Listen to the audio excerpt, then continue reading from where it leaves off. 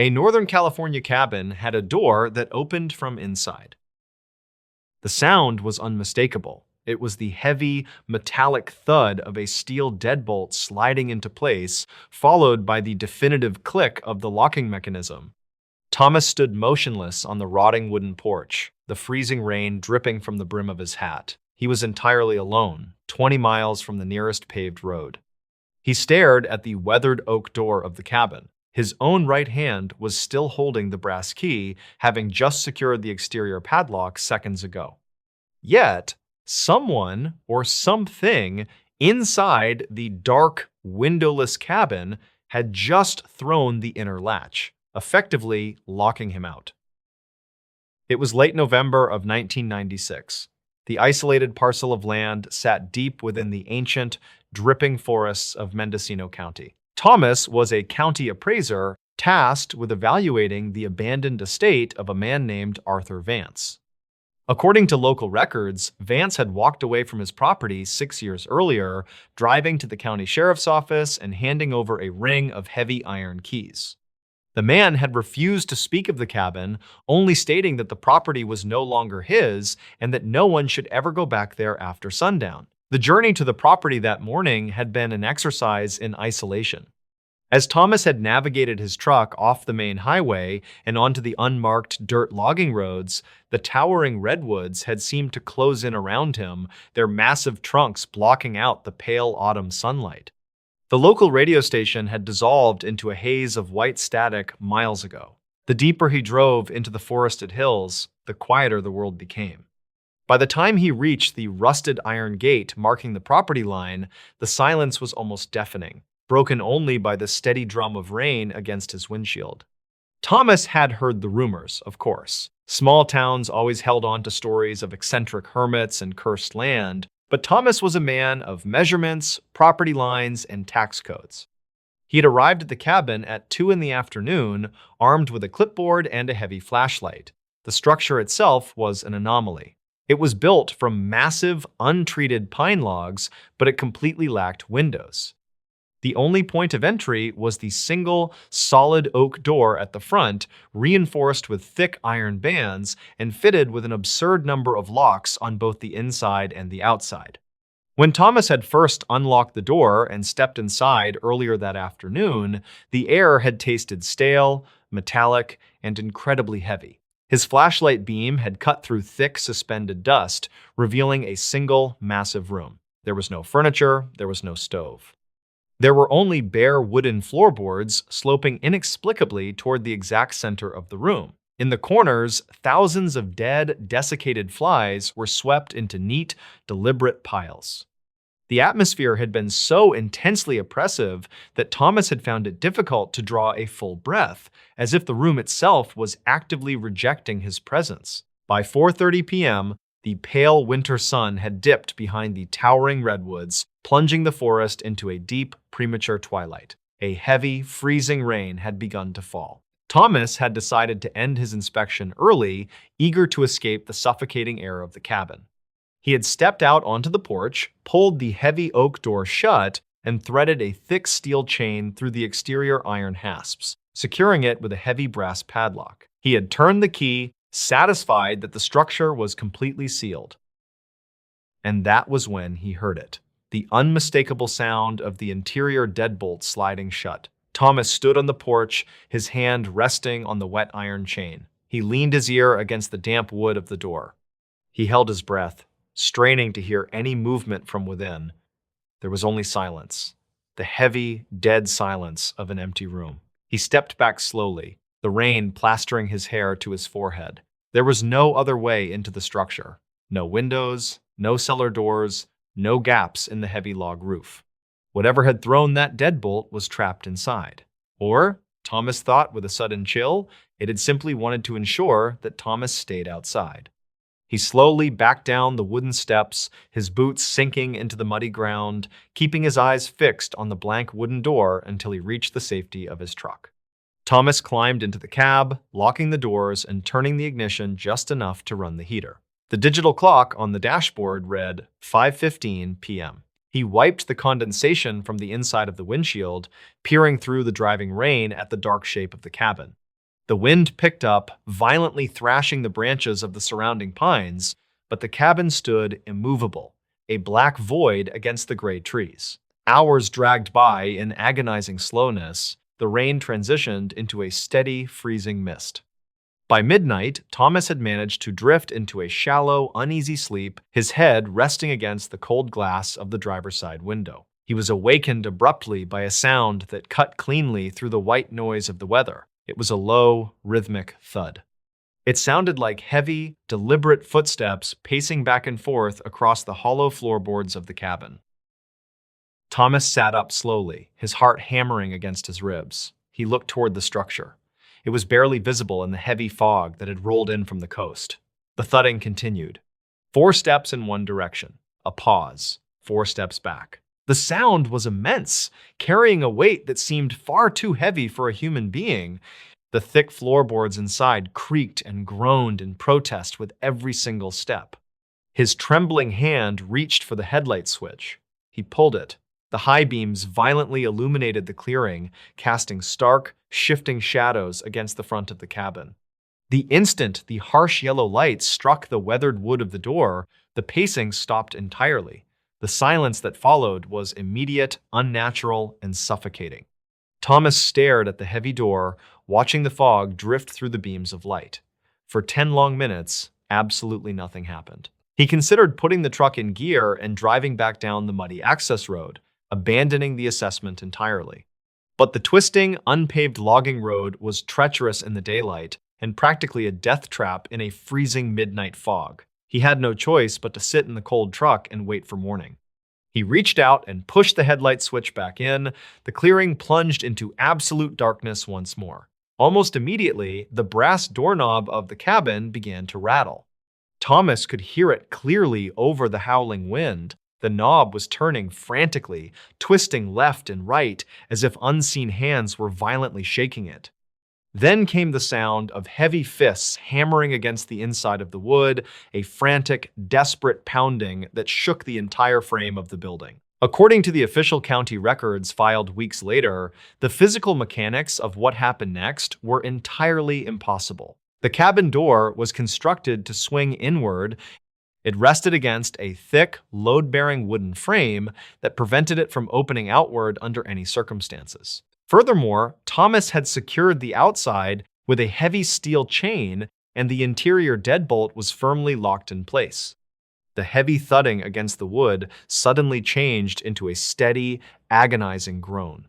Thomas turned the headlights back on, his hands shaking violently. What he saw made his breath catch in his throat. The heavy oak door was bowing outward. It was curving toward the porch under the strain of an immense, unseen pressure from within. The thick iron hinges were screaming in the cold air, the metal bending as the solid wood was pushed slowly, impossibly, in the completely wrong direction. The steel chain Thomas had wrapped around the exterior hasps pulled taut, grinding against the rusted iron. The door continued to bulge outward, the wood splintering along the center seam. Thomas watched, paralyzed by a deep, primal terror, as the heavy frame of the cabin began to crack under the strain. The sound of rending wood echoed through the dark forest, loud and sharp like cannon fire.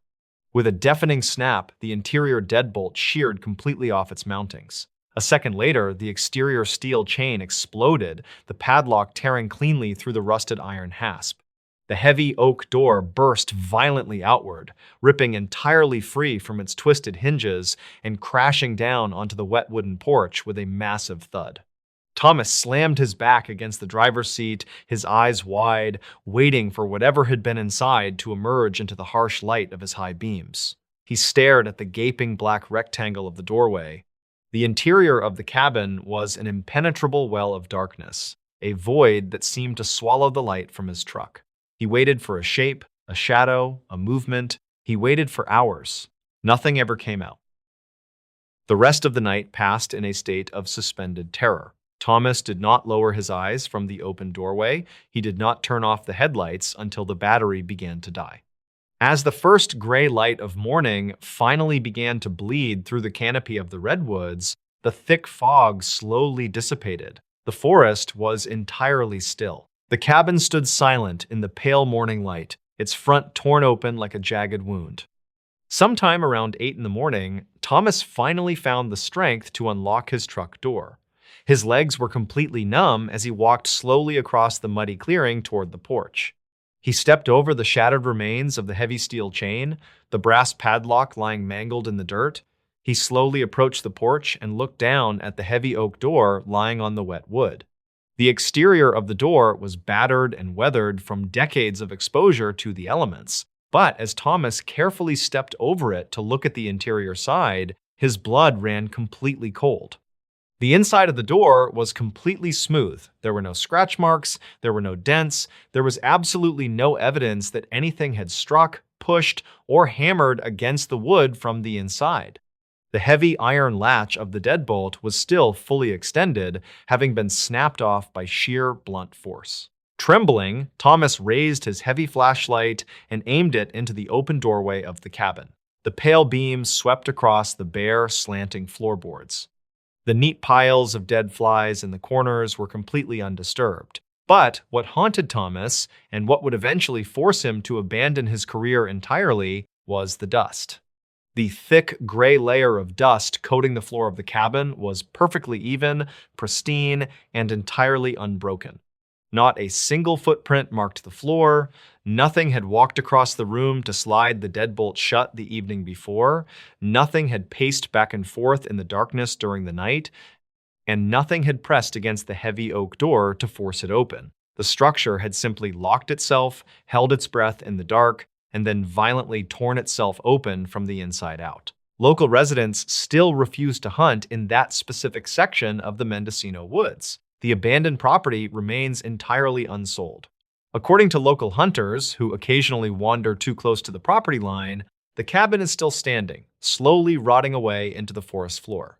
They say that on quiet winter nights, if you stand near the rusted iron gate, you can hear the distinct sound of heavy, dragging footsteps pacing back and forth in the darkness, waiting patiently for someone to bring a new door and try to lock it again. A case from 1998 in the Smoky Mountains was never closed. The dark green canvas backpack was found resting perfectly upright on a moss-covered log 7 miles off the designated trail. It was unzipped just enough to let the morning rain gather inside, yet the exterior remained unnaturally clean. There was no mud on the straps, no tear in the fabric from the dense thorns of the surrounding rhododendron thickets.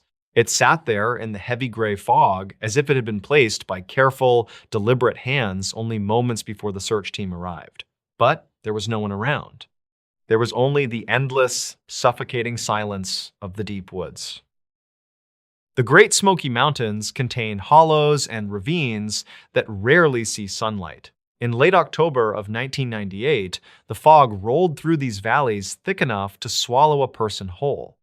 A 32-year-old hiker traveling alone had walked into this mist 5 days earlier and simply ceased to exist. He had left no itinerary at the ranger station, only a brief note on the dashboard of his sedan parked near the trailhead. The note said he would return by Sunday evening. When Tuesday morning arrived with no sign of him, the search began. At first, the authorities treated it as a routine rescue operation. Hikers wander off the paths often.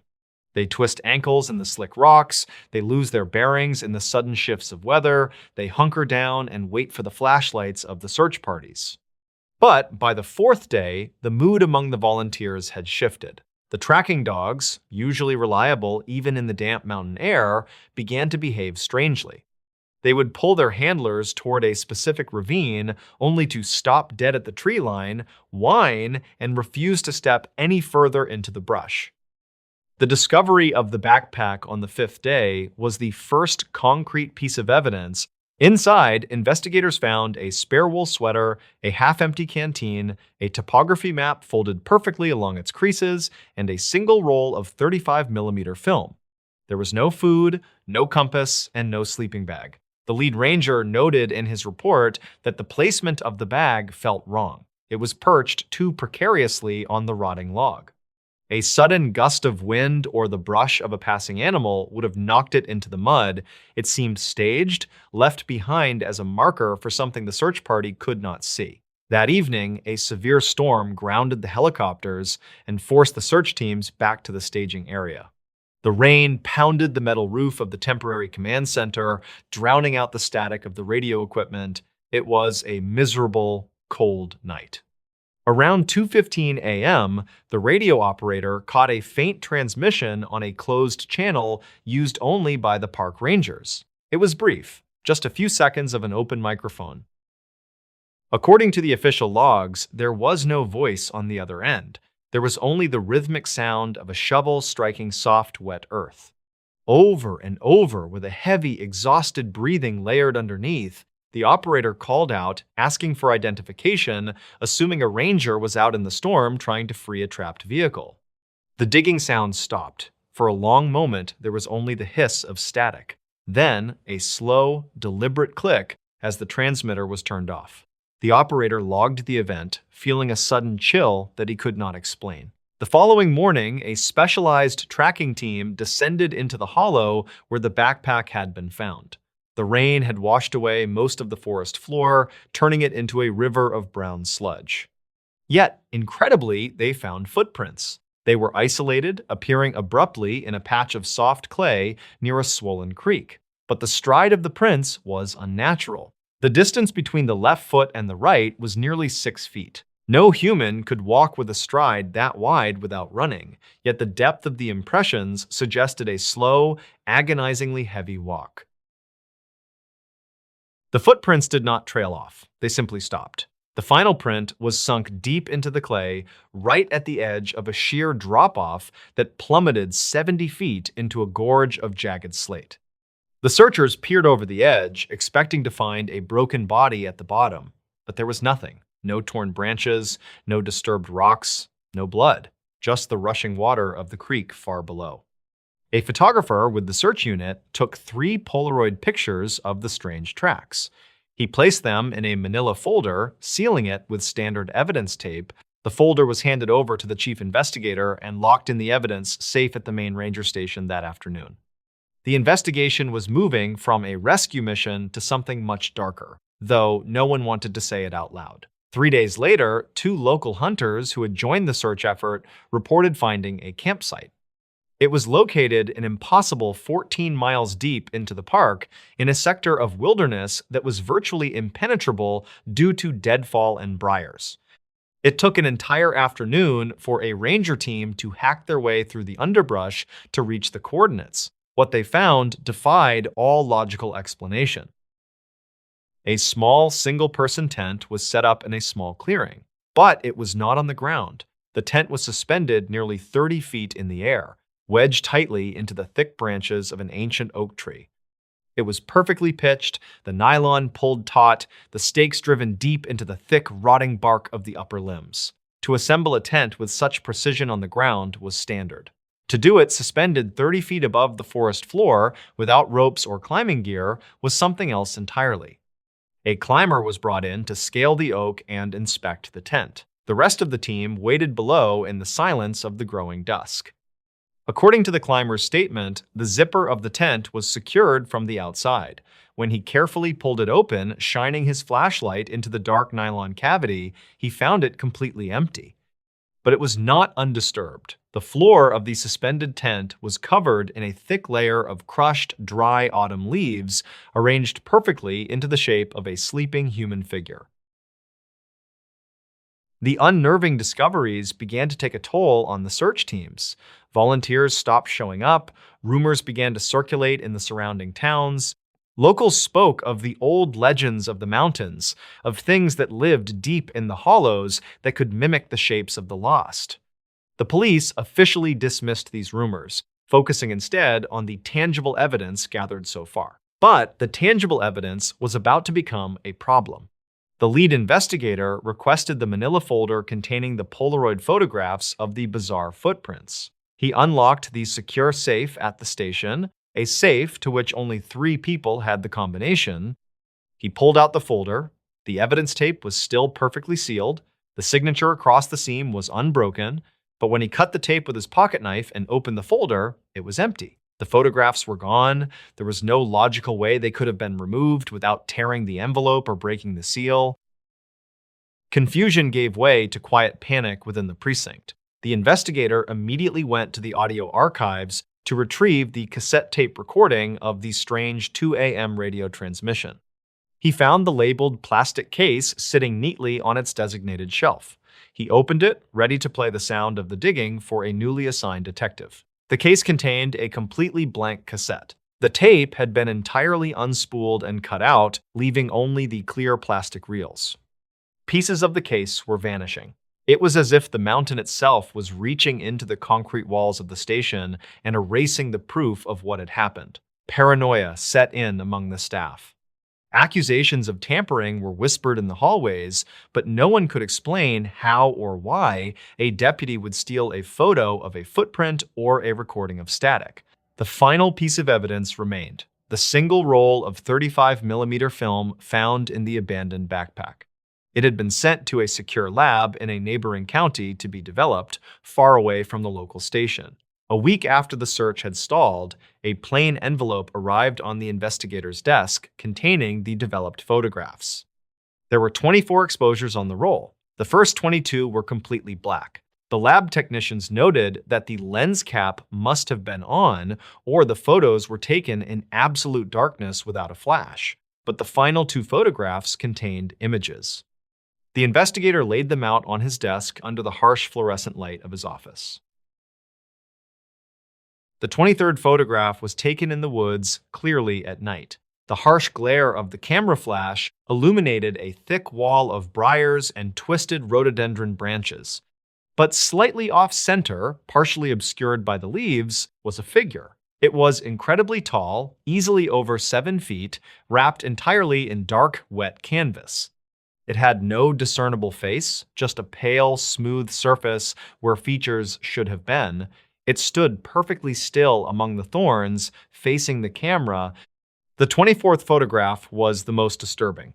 It was taken from a low angle, pointing straight up into the canopy of a massive oak tree. The flash caught the underside of a nylon tent suspended high in the branches. But the tent was not empty in this picture. A heavy, dark shape pressed against the thin nylon floor from the inside, bowing the material downward. And hanging by a single strap from a branch just below the tent, swinging slightly in the blurred exposure of the camera, was the hiker's dark green canvas backpack. The investigators stared at the photographs for hours. They contradicted everything the search team had found. The backpack had been discovered miles away from the suspended tent, resting on a log. If the backpack was in the tree when the photo was taken, who had moved it to the log, cleaned it, and left it for the rangers to find, and more importantly, who was operating the camera? He locked the 2 photographs in his desk drawer, intending to drive them to the Federal Bureau the next morning. He locked his office door. He walked out to his car in the quiet, damp evening air, feeling the weight of the dark mountains pressing down on the small town. He did not sleep that night. He listened to the wind rattling the window panes of his house, imagining the sound of a shovel biting into wet earth. When he returned to his office at 7:30 the next morning, his door was still locked. He sat at his desk, drank his coffee, and unlocked the bottom drawer to retrieve the photographs. The drawer was empty, there was no sign of forced entry, the locks had not been picked. The photographs, the final piece of physical evidence connecting the missing hiker to the strange anomalies in the woods, were simply gone. A thorough internal investigation yielded nothing. Polygraphs were administered to the staff, the station was searched from top to bottom, but the evidence was gone, just like the hiker. Without proof, the case grew cold. The search was officially suspended in November. The harsh winter snows covered the Great Smoky Mountains, burying the ravines and the hollows under feet of freezing white drift.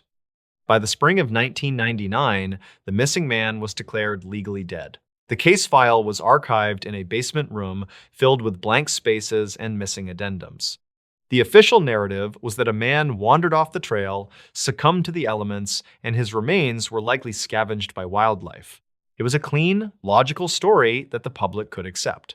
But those who had been in the woods during those 5 days knew the truth was much darker. They remembered the wide, unnatural footprints. They remembered the empty tent suspended in the canopy.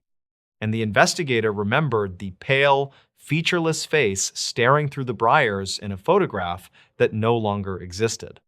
The case was never closed. It remains open, a silent stain on the records of the national park. The missing man's car was eventually towed away, the rust already eating at its edges. The woods reclaimed the paths cleared by the search teams. The ancient oak tree still stands somewhere deep in the hollows, its upper branches thick and twisted. According to local reports, hikers who wander too far off the trail in that specific sector still hear strange things when the fog rolls in. They speak of the sudden, suffocating silence that falls over the forest, a quiet so absolute it makes their ears ring. And occasionally, very late at night, campers claim to hear the rhythmic, distant sound of a shovel striking wet earth, digging a hole that no one will ever find. A Maine case from 1994 involved knocking for 7 nights. It started on the second night of November 1994 at exactly 2:15 a.m., with a sound that did not belong in the deep, isolated woods of northern Maine. A heavy, rhythmic thudding against the thick, double-paned glass of a sliding patio door. Sarah Elias woke with a sudden, freezing jolt, the heavy woolen blankets pulled tightly up to her chin. The cabin was entirely dark, the surrounding forest swallowed by a black, moonless winter night. She lay perfectly still in her second-floor bedroom, her breath creating faint clouds in the freezing air, waiting to see if the sound had been born from a fading dream. 10 seconds later, the sound returned. It was methodical, blunt, and immensely heavy. 3 slow strikes. A long, agonizing pause. 3 more strikes. The Elias cabin was situated at the end of a 4-mile dirt logging road near the dense, sprawling shores of Moosehead Lake. The nearest permanent neighbor was located across a frozen inlet, entirely inaccessible during the bitter winter storms that routinely buried the region. Sarah had traveled there alone to clear out the property, preparing the old structure for a long overdue family sale. The power had failed hours earlier beneath the weight of ice forming thick layers on the remote power lines, plunging the house into complete darkness. When the knocking first pulled her from sleep, her rational mind frantically searched for an explanation. She assumed it was a lost hunter, or perhaps a stranded motorist who had somehow managed to navigate the treacherous, unplowed logging road. But the wind outside was howling, driving sharp ice against the wooden siding of the house in a chaotic roar, while the knock remained distinct, unhurried, and perfectly timed. She wrapped a heavy woolen blanket tightly around her shoulders, picked up a heavy iron flashlight from her bedside table, and walked slowly down the narrow, creaking wooden staircase. The cabin was freezing, the internal temperature dropping rapidly without the hum of the electric furnace. The beam of her flashlight cut a pale, dusty yellow circle through the oppressive darkness of the living room, illuminating the worn rug and the stone fireplace. When she finally reached the sliding glass door at the back of the house, she fully expected to see a desperate face pressed against the frost, begging for shelter. Instead, there was only the black, mirrored reflection of the room behind her. She reached out and flipped the wall switch for the exterior floodlight, acting on pure, ingrained habit, fully aware the backup generator was not running. The knocking stopped the exact second her fingertips touched the cold plastic of the switch. Morning broke gray and blindingly cold, casting long skeletal shadows through the ancient pine trees that surrounded the property. Sarah, dressed in heavy layers, laced up her thick winter boots and walked the perimeter of the cabin to investigate. The snow was pristine, sparkling under the muted light, completely untouched by human boots or the heavy paws of a wandering bear. The area directly beneath the patio door was completely smooth, presenting a solid, unbroken sheet of white powder stretching out toward the dark tree line. There was absolutely no physical evidence that anyone or anything had stood on the wooden deck the night before. Desperate for comfort, she convinced herself it had been a heavy, frozen tree branch driven by the storm striking the glass in a strange, repetitive rhythm. She spent the rest of the short daylight hours chopping firewood, bringing the heavy logs inside, and securing the thick wooden storm shutters over all the ground floor windows. The second night thoroughly destroyed any comforting, rational theories she had built during the daylight hours. At exactly midnight, the knocking returned, but it was no longer testing the glass of the patio door. It began at the heavy oak front door of the cabin. The sound was incredibly blunt, echoing through the empty wooden entryway with a startling, violent volume. 3 heavy strikes, a long, agonizing pause of exactly 1 minute. 3 more strikes. Sarah sat on the top step of the second-floor landing, her heart hammering painfully against her ribs, her hands trembling as she clutched a heavy iron fire poker. She sat in absolute darkness, listening carefully as the source of the sound slowly began to move. It did not sound like footsteps moving across the wooden boards of the front porch. There was no familiar crunching of heavy boots in the deep snow, no creaking of the frozen wooden planks, no rustling of winter coats. There was only the dreadful, vast silence of the winter night, followed suddenly by 3 heavy strikes against the kitchen window on the eastern side of the house. 10 minutes later, the terrifying knocking shifted to the living room window on the western wall. Whatever was waiting outside was slowly circling the property, testing the perimeter, searching for a weakness in the walls. The strikes were so forceful that Sarah could hear the old window frames rattling violently in their wooden casements. She spent the remainder of the night huddled in the furthest corner of her bedroom, her back pressed hard against the cold plaster, watching the locked bedroom door until the sun finally began to rise at 6:30 in the morning. On the 3rd day, the paralyzing fear was replaced by a desperate need to escape. She packed a small canvas duffel bag, determined to drive the 4 miles down the logging road to the nearest paved highway, no matter how deep the snowdrifts had become. The outside temperature had plunged to 5 degrees below zero, freezing the moisture inside her nose with every breath. When she climbed into her pickup truck and turned the heavy metal key in the ignition, the engine did not turn over. There was no clicking of the starter, no struggling whine of the motor, no dimming of the dashboard lights. When she lifted the heavy steel hood of the truck, she found that the thick battery cables had been severed. It was not the jagged gnawing of a desperate, starving animal. The cuts were perfectly clean, sliced straight through the thick rubber and heavy copper wire with absolute precision. She was entirely isolated, stranded 40 miles from the nearest town. The 3rd night brought a terrifying, impossible shift in the pattern. The knocking did not start at the doors or the windows. At exactly 11:15 p.m., the heavy, hollow sound came from directly above her head.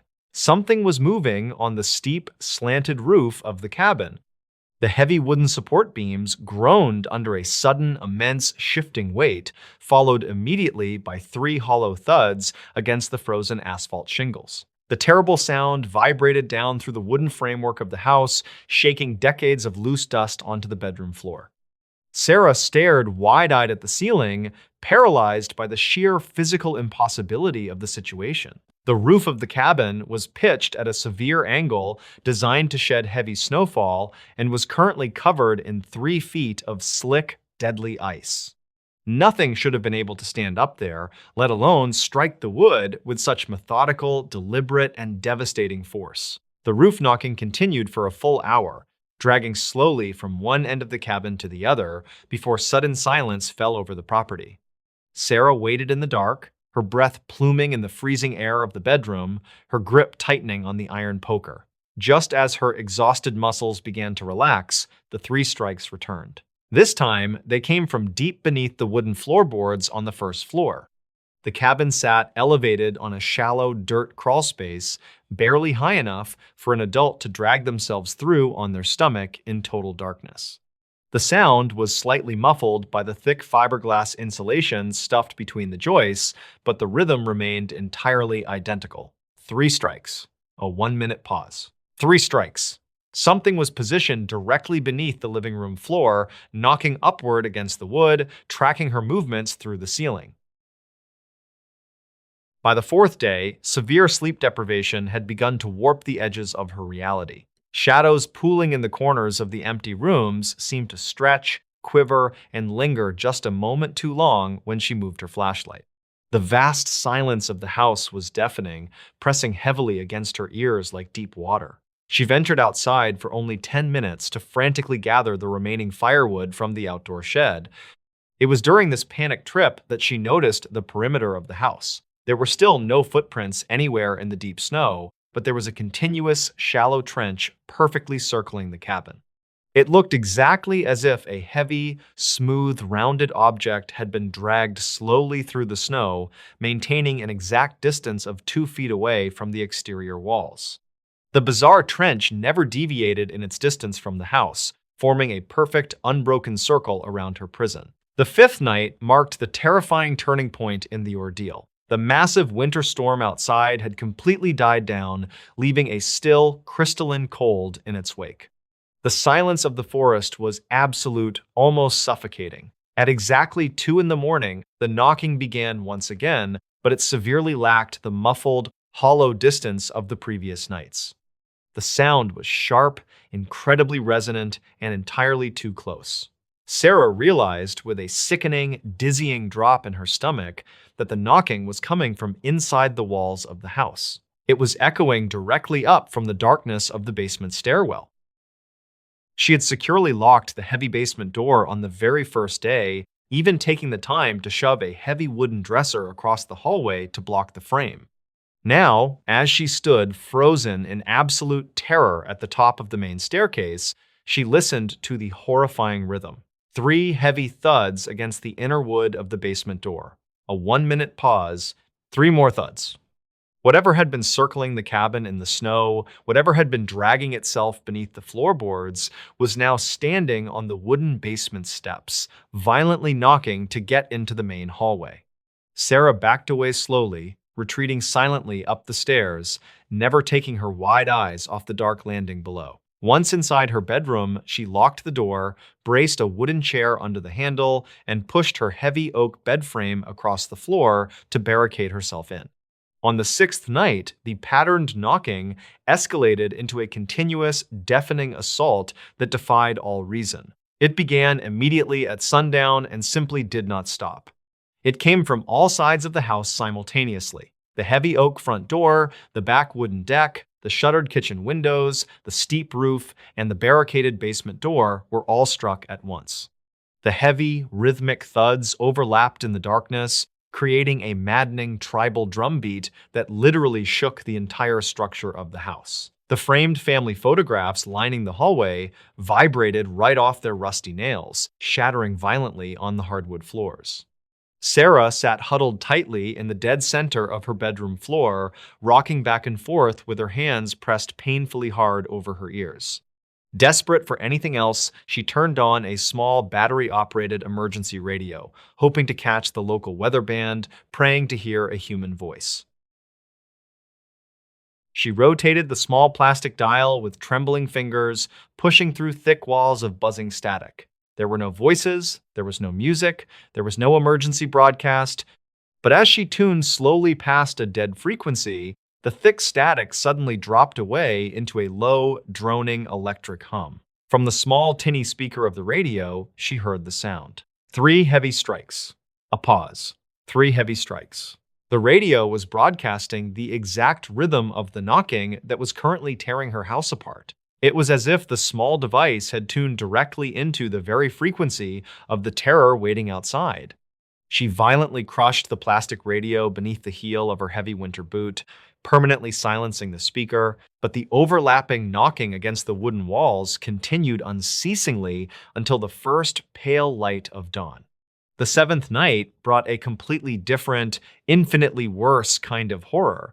There was no overlapping chaos, no deafening barrage against the exterior walls. Instead, there was an absolute, suffocating, breathless silence. Sarah waited in the freezing dark of her deeply barricaded bedroom, clutching a large steel hunting knife, her eyes wide and burning fiercely from exhaustion. The antique mechanical clock on the wall ticked loudly in the quiet room, counting down the dreadful minutes. Midnight passed without incident.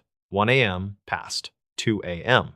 passed in total silence. She began to desperately hope that the terrible ordeal was finally over, that whatever had laid siege to the cabin had finally moved on into the deep, frozen woods. Then, at exactly 3:43 a.m., she heard it.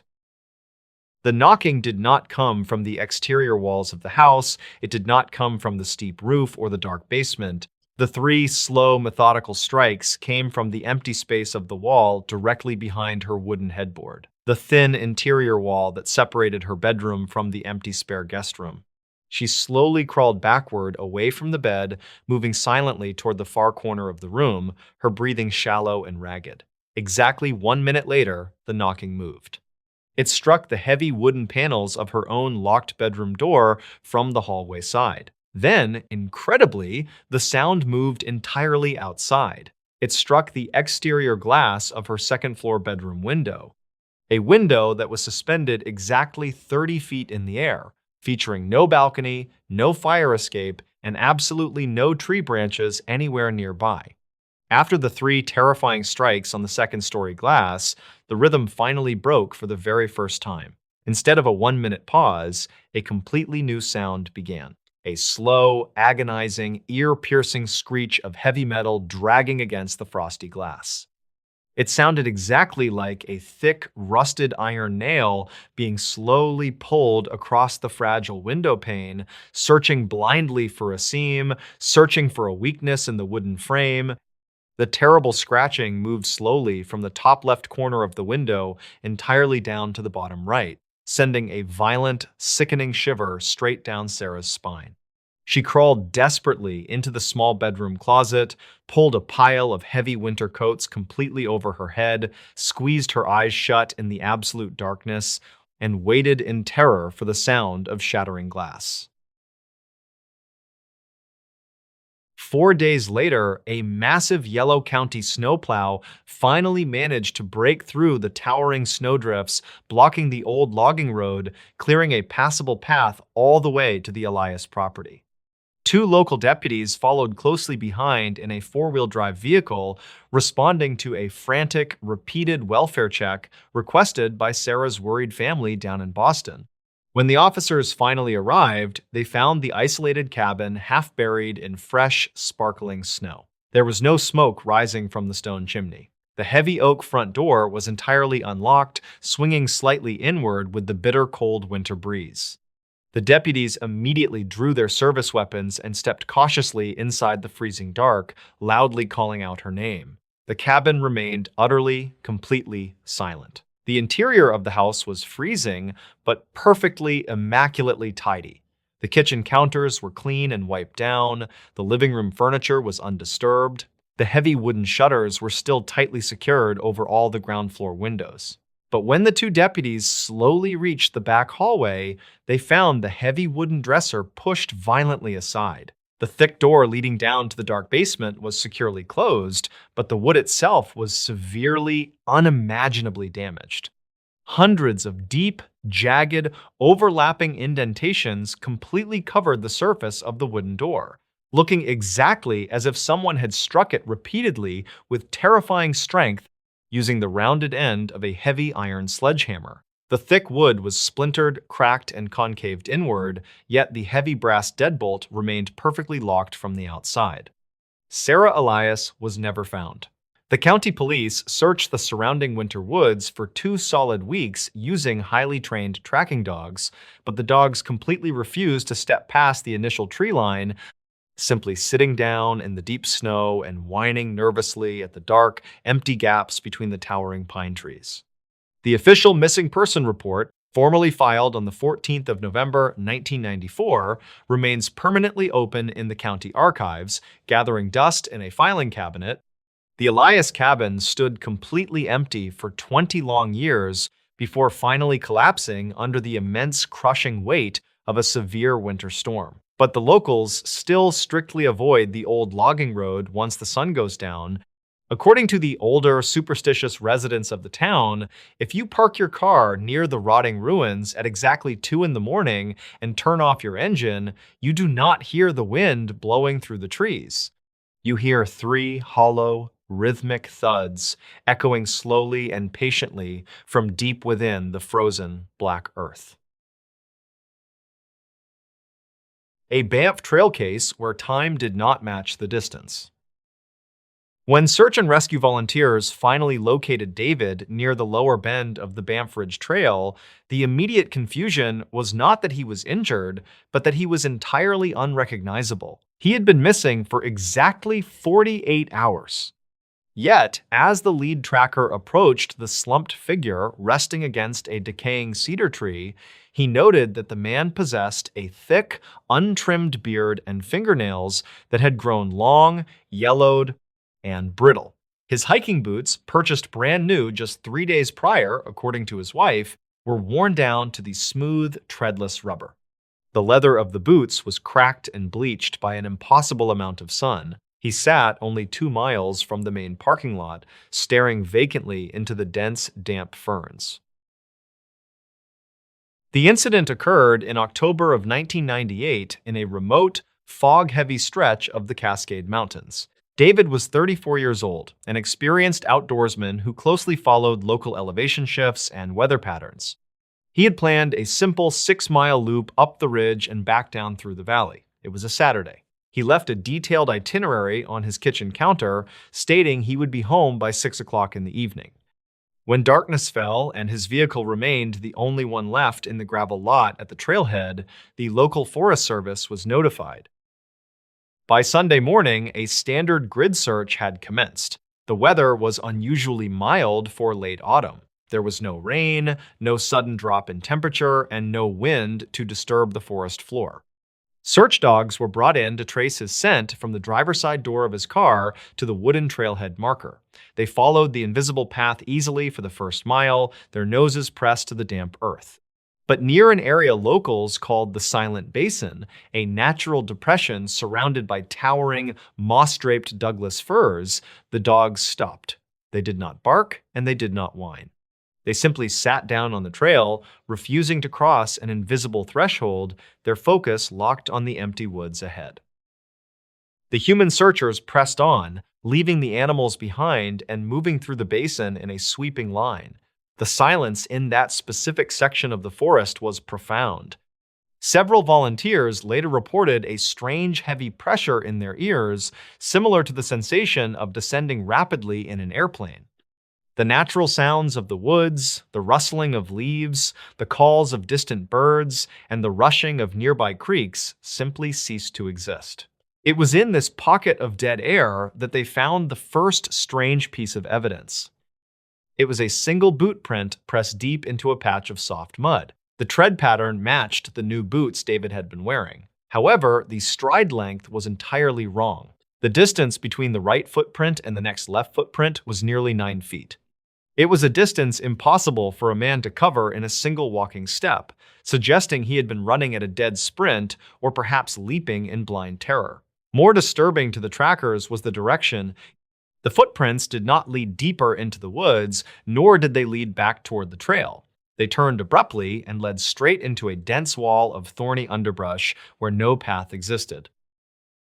Following the projected path of those leaping strides, a volunteer found a discarded plastic water bottle resting upright on a flat stone. It belonged to David.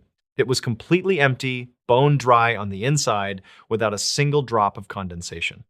The clear plastic had yellowed significantly and turned brittle to the touch, exactly as if it had been sitting in the relentless heat of a desert sun for several years. When the volunteer picked it up, the plastic cracked audibly beneath the light pressure of his fingers. The search was suspended at nightfall and resumed early Monday morning. The atmosphere on the mountain had shifted overnight. A thick, clinging mist rolled through the pine trees, limiting visibility to less than 50 feet.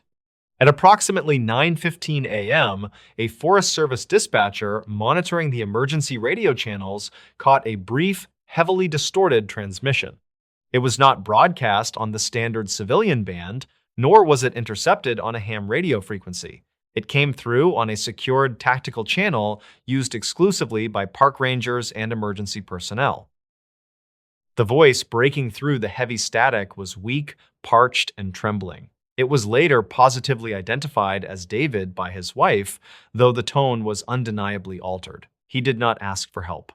He did not provide his coordinates or describe his injuries. Instead, the dispatcher listened as the man muttered in a low, exhausted, almost hypnotic monotone. He stated clearly that the sun had not come up. He repeated this exact phrase 3 times. He then whispered that he had been walking down the same slope for weeks, but the trees were only getting taller and the path beneath his feet was turning to gray ash. The transmission ended abruptly with a sharp, mechanical click. Tracking the signal proved impossible. The radio tower logs showed no origin point for the broadcast, no triangulation data, and no registered radio ID. It was as if the audio had simply manifested directly out of the speakers in the dispatch room. Meanwhile, the ground teams were circling back toward the lower bend of the trail, sweeping an area they had already thoroughly checked the day before. The mist was particularly thick near the base of the ridge.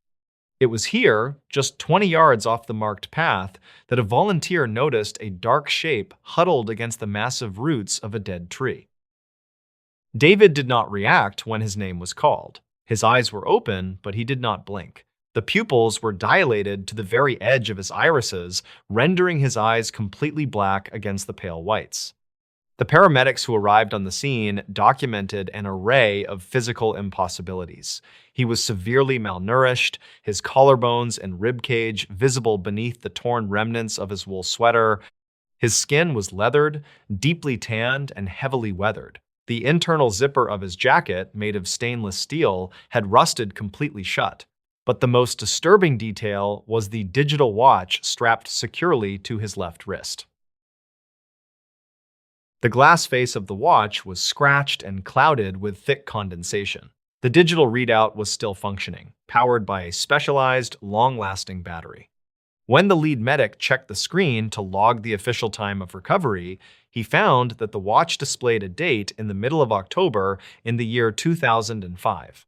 The internal calendar of the device had advanced exactly 7 years over the course of 48 hours. The stopwatch function, which David frequently used to time his hikes, was still running. It showed over 61,000 hours logged. They carried him out of the woods on a rigid backboard. He offered no resistance, his limbs limp and unresponsive. The medics estimated he weighed no more than 110 pounds, a staggering loss from his documented weight of 180. At the local hospital, the attending physicians were baffled by his preliminary blood work. His body showed the advanced stages of prolonged starvation and severe vitamin deficiencies, conditions that typically take many months, if not years, to develop. The soles of his feet provided further grim evidence. When the nurses removed the remnants of his wool socks, they found the skin covered in thick, hardened calluses. The heels were split and bleeding, with layers of dead tissue built up in a manner consistent with someone who had walked barefoot across rough terrain for thousands of miles. Yet, despite these signs of immense physical decay over an agonizingly long period, an examination of his digestive tract revealed the partially digested remains of the oat granola bar he had been seen eating in his car on Saturday morning. Biological time and chronological time had violently separated within his own body. Investigators attempted to piece together the missing 2 days by examining his personal belongings. His day pack, constructed of heavy-duty, weather-resistant nylon, was frayed at every seam. The bright red fabric was bleached almost white, heavily stained with a pale gray dust that did not match the soil composition of the Cascade Mountains. Deep inside the main compartment, wrapped inside a brittle plastic bag, they found his 35mm camera. The film roll was carefully extracted in a darkroom and sent to a specialized laboratory for development. There were 24 exposures on the roll. The first 3 photographs were perfectly normal. They depicted the gravel parking lot, the wooden trailhead marker, and a shot of the morning mist rolling through the lower valley. The lighting was consistent with an overcast Saturday morning. The 4th photograph, however, showed the edge of the silent basin, and the lighting was deeply unnatural. The shadows cast by the dense fir trees fell in conflicting directions, crisscrossing over the trail, suggesting multiple dim light sources in the sky, none of them directly overhead. From the 5th frame onward, the images documented a landscape that no park ranger, surveyor, or local historian could identify. The trees in the photographs were dead and entirely stripped of bark. Their trunks were smooth, twisting upward like blackened, broken fingers against a pale, featureless sky. The ground was covered in a thick layer of the same gray ash found on his backpack. There was no underbrush, no rocks, and no trail markers, just an endless, repeating expanse of dead timber and gray dust. The photographs grew increasingly erratic as the roll progressed. Frames 15 through 20 were heavily blurred, taken in motion. The camera was pointed downward or angled wildly at the sky, suggesting the photographer was running in absolute panic. The lighting in these middle frames grew progressively darker, the featureless sky fading into a deep, impenetrable black. The final photograph on the roll, the 24th frame, remains the most debated and heavily classified piece of evidence in the entire case file. It was severely underexposed, dominated by absolute darkness. But near the center of the frame, caught in a grainy, out-of-focus blur, was a towering structure. It appeared to be a massive stone staircase carved directly into the side of an impossibly sheer cliff face. Standing on the lower steps of the staircase were tall, vaguely human silhouettes. They were elongated and impossibly thin, their limbs disproportionate to their bodies. Their featureless heads were turned entirely toward the camera lens. The only illumination in the photograph was a dim, sickly red glow radiating from the top of the stairs, casting long, unnatural shadows down the steps. David never regained the ability to speak. He spent his remaining weeks in a secure, private room in a state medical ward. He spent his days sitting rigidly in a chair, staring blankly out the window at the distant tree line of the surrounding hills. He refused to sleep in the dark. He became violently agitated, screaming soundlessly if the nurses attempted to turn off the overhead fluorescent lights. Whenever the room darkened, even momentarily from a passing cloud, he would scramble backward, press his spine against the farthest wall, and cover his eyes with his bruised, trembling hands. His physical deterioration accelerated at a terrifying, unnatural rate. Within a single month, his untrimmed hair and beard turned entirely stark white. His teeth loosened and fell out. His bone density collapsed, leaving him fragile and bedridden. Medical specialists were flown in from out of state, but they could only diagnose his condition as an incredibly aggressive, entirely unprecedented form of rapid cellular aging. He was aging years in a matter of days. He passed away quietly in his sleep on a Tuesday evening in late November, exactly 6 weeks after he was found near the trail. The official death certificate filed by the county coroner listed the primary cause of death as complete heart failure brought on by severe environmental exposure and clinical dehydration. No mention of the advanced cellular decay, the mismatched timeline, or the impossible state of his equipment was included in the public medical record. The investigative case file was quietly closed. The anomalies were officially written off in internal memos as severe delirium combined with manufacturing defects in his gear. His digital watch was placed in a sealed evidence locker in the basement of the regional precinct, its scratched screen still glowing, silently counting the thousands of impossible hours. The camera, the brittle water bottle, and the envelope of developed photographs were archived deep within the state's missing persons database, filed under an obscure case number, rarely requested and never published for the public to see. But among the tight-knit community of search and rescue teams who still work the Banff Ridge Trail, the story of David remains a quiet, persistent warning. The veteran trackers of the unit will never hike through the Silent Basin alone, regardless of the weather. They advise newcomers to always keep a close eye on their own shadows, ensuring they only ever point in one single direction. And if the surrounding forest ever grows completely, entirely silent, if the birds stop calling and the wind dies down to nothing, they are told to turn around immediately and walk back to the parking lot. They are warned to leave before the path beneath their feet begins to stretch, before the trees start to grow unnaturally tall, and before the time required to walk home becomes longer than the years they have left to live. A West Virginia property was abandoned after something was found below. The flashlight beam cut through the thick, swirling dust of the root cellar, coming to rest on a heavy steel hatch that had no reason to be there.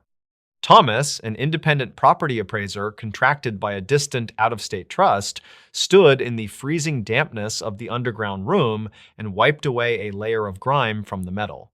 The county blueprints in his leather satchel showed only a standard stone foundation for this isolated 1930s timber house in the dense Appalachian foothills. There was no mention of a subterranean extension, and certainly no record of the 4 massive, rust-pitted iron padlocks securing the hatch to the concrete floor. Something about the way the chains were wrapped suggested they were not meant to keep intruders out, but to keep the hatch firmly closed against whatever lay beneath it. The silence of the house above was heavy and absolute. It was late November of 2014. And the property sat at the end of a forgotten logging road off Highway 39, 20 miles from the nearest town. The previous owner, a retired structural engineer named Elias Vance, had died in a nursing home 3 months prior, leaving the 80-acre estate to a corporate trust. Thomas had spent the afternoon cataloging the main floors, noting the peeling wallpaper, the water damage in the ceiling, and the strange, obsessive way the windows had been boarded up from the inside. But it was here, in the windowless cellar, that the true nature of the property began to reveal itself. Kneeling on the cold floor, Thomas noticed a faint, rhythmic vibration traveling through the soles of his boots. It was incredibly subtle, like the distant rumble of a heavy freight train miles away, yet there were no train tracks anywhere in this part of the county. He placed his bare hand flat against the center of the steel hatch. The metal was unnervingly warm to the touch, a stark contrast to the near-freezing ambient temperature of the cellar. A thin wisp of foul-smelling air, reminiscent of ozone and old stagnant water, drifted up from the microscopic gap between the hatch and its housing. Thomas pulled his hand back, a cold prickle of unease washing over his shoulders. He returned the following morning shortly after 9 o'clock, carrying a heavy-duty battery-powered angle grinder and a crowbar.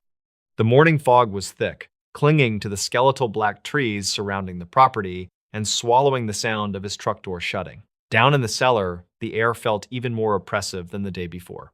The vibration was still there, steady and low, humming beneath the earth. Thomas set to work on the chains. The high-pitched scream of the grinder against the iron padlocks filled the small stone room, throwing bright showers of orange sparks into the shadows. It took nearly 40 minutes to cut through all 4 locks. When the final chain dropped to the concrete with a heavy, dead clatter, the cellar suddenly felt entirely too quiet. Thomas wedged the flat end of the crowbar under the lip of the hatch and leaned his weight backward. The metal shrieked as the rusted seal broke. A sudden, forceful exhalation of warm, dead air rushed out from the dark void below, carrying a smell so ancient and dense it made him gag. It smelled like wet copper, decaying limestone, and something faintly chemical, like antiseptic masking rot. He clicked his heavy tactical flashlight up to its highest setting and shined the beam down into the opening. The light did not hit a dirt floor or a simple root storage bin. It revealed a perfectly circular concrete shaft descending straight down into the earth, lined with heavy industrial steel rungs bolted into the gray walls. The shaft went down farther than his light could reach, disappearing into a haze of floating particulate matter. According to local property laws, an appraiser was only required to document accessible square footage, but an unrecorded subterranean structure could drastically alter the valuation or liability of the estate. Against his better judgment, Thomas secured his satchel, tested the first iron rung with his heavy boot, and began the descent. The air grew steadily warmer with each step down into the dark. He counted the rungs as he went. 20, 30, 40. The square of gray light from the cellar hatch grew smaller and smaller above him. By the time his boots finally struck a solid concrete floor, he had climbed down at least 60 feet beneath the West Virginia soil. The space at the bottom of the shaft was pitch black. Thomas swept his flashlight around, illuminating smooth, seamless poured concrete walls. He was standing in a small antechamber, To his left, a large electrical breaker box hung on the wall, its metal door hanging open. To his right, a heavy steel door stood slightly ajar. He moved toward the breaker box, noticing that the thick black cables leading out of it disappeared directly into the bedrock. With a gloved hand, he threw the massive main switch. Deep within the walls, a series of heavy mechanical clunks echoed, followed by the low electrical whine of large generators waking up. Row after row of caged fluorescent lights flickered to life overhead, casting a harsh, pale yellow glow down a long, impossibly wide corridor. Thomas stepped through the steel door and stopped, staring down the tunnel. The corridor stretched for at least 200 feet, driving straight into the subterranean heart of the mountain. It was wide enough to drive a small truck through. The sheer cost and logistical nightmare of excavating and pouring this much concrete in secret decades ago was unfathomable. Elias Vance could never have funded or built this alone. It was a military-grade installation hidden beneath a rotting wooden farmhouse. As Thomas walked slowly down the corridor, his footsteps echoing flatly against the walls, he noticed a series of identical metal doors lining the right side of the tunnel. He approached the first one, finding it unlocked. He pushed it open and shined his light inside, though the overhead fluorescence soon buzzed on. The room was not a storage closet or a utility space. It was set up exactly like a child's bedroom from the 1970s. There was a small wooden bed with a faded quilt, a dresser, and a small desk. But the unsettling details quickly became apparent. The furniture was bolted tightly to the floor, the walls were lined with thick, gray acoustic dampening foam, and high in the corner of the ceiling, a heavy glass dome housed a mechanical security camera, its lens pointed directly at the bed. Thomas backed out of the room, his breath catching in his throat. He checked the second door. It was an exact replica of a vintage kitchen, complete with a table, chairs, and old appliances. Again, everything was bolted to the concrete, the walls were soundproofed, and a camera watched from above. The appliances were completely gutted, the refrigerator had no motor, the oven had no heating elements, they were mere props. This was not a bunker designed to keep people safe from a nuclear attack. It was an observation facility. It was an enclosure designed to simulate a normal environment while closely monitoring whoever or whatever was kept inside. At the far end of the corridor, the tunnel opened up into a larger, circular command center. Banks of ancient, dusty electronic equipment sat dormant on long metal tables. Dust motes drifted lazily through the stale, warm air. In the center of the room sat a heavy steel desk with a single leather-bound logbook resting squarely on its surface. Thomas approached the desk, his heart hammering against his ribs. He opened the ledger. The pages were filled with meticulous, handwritten notes dating back to 1982. The early entries discussed structural integrity, seismic monitoring, and depth excavation. But as he turned the pages, jumping forward through the years, the tone of the writing shifted.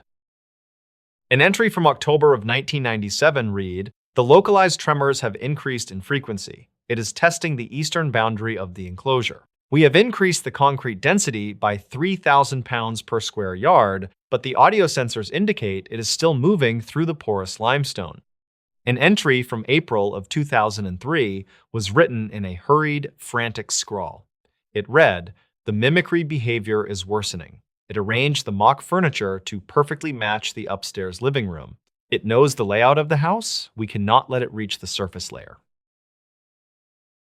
Thomas felt a cold sweat break out across his forehead. He looked up from the book. At the very back of the command center, set deep into the curved concrete wall, was a final door.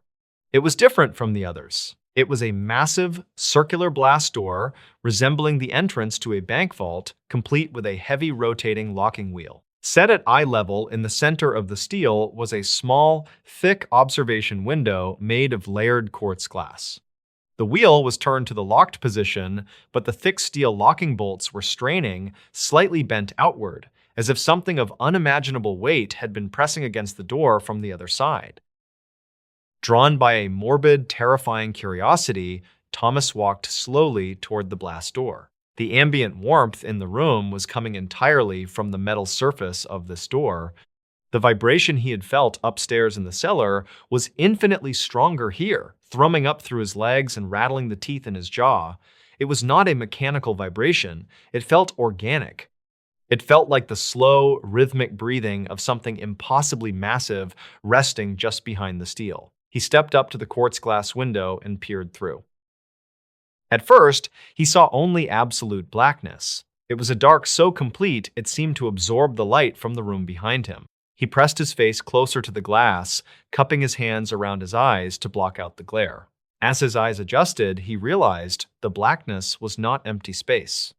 It was a physical surface pressed flush against the other side of the glass. It looked like dark, leathery skin covered in fine, ash-colored scales. As he watched, frozen in terror, the surface slowly slid downward, revealing a pale, milky expanse beneath it. It was an eye. An eye the size of a dinner plate, devoid of any pupil or iris, glowing faintly in the pitch black of the cavern beyond.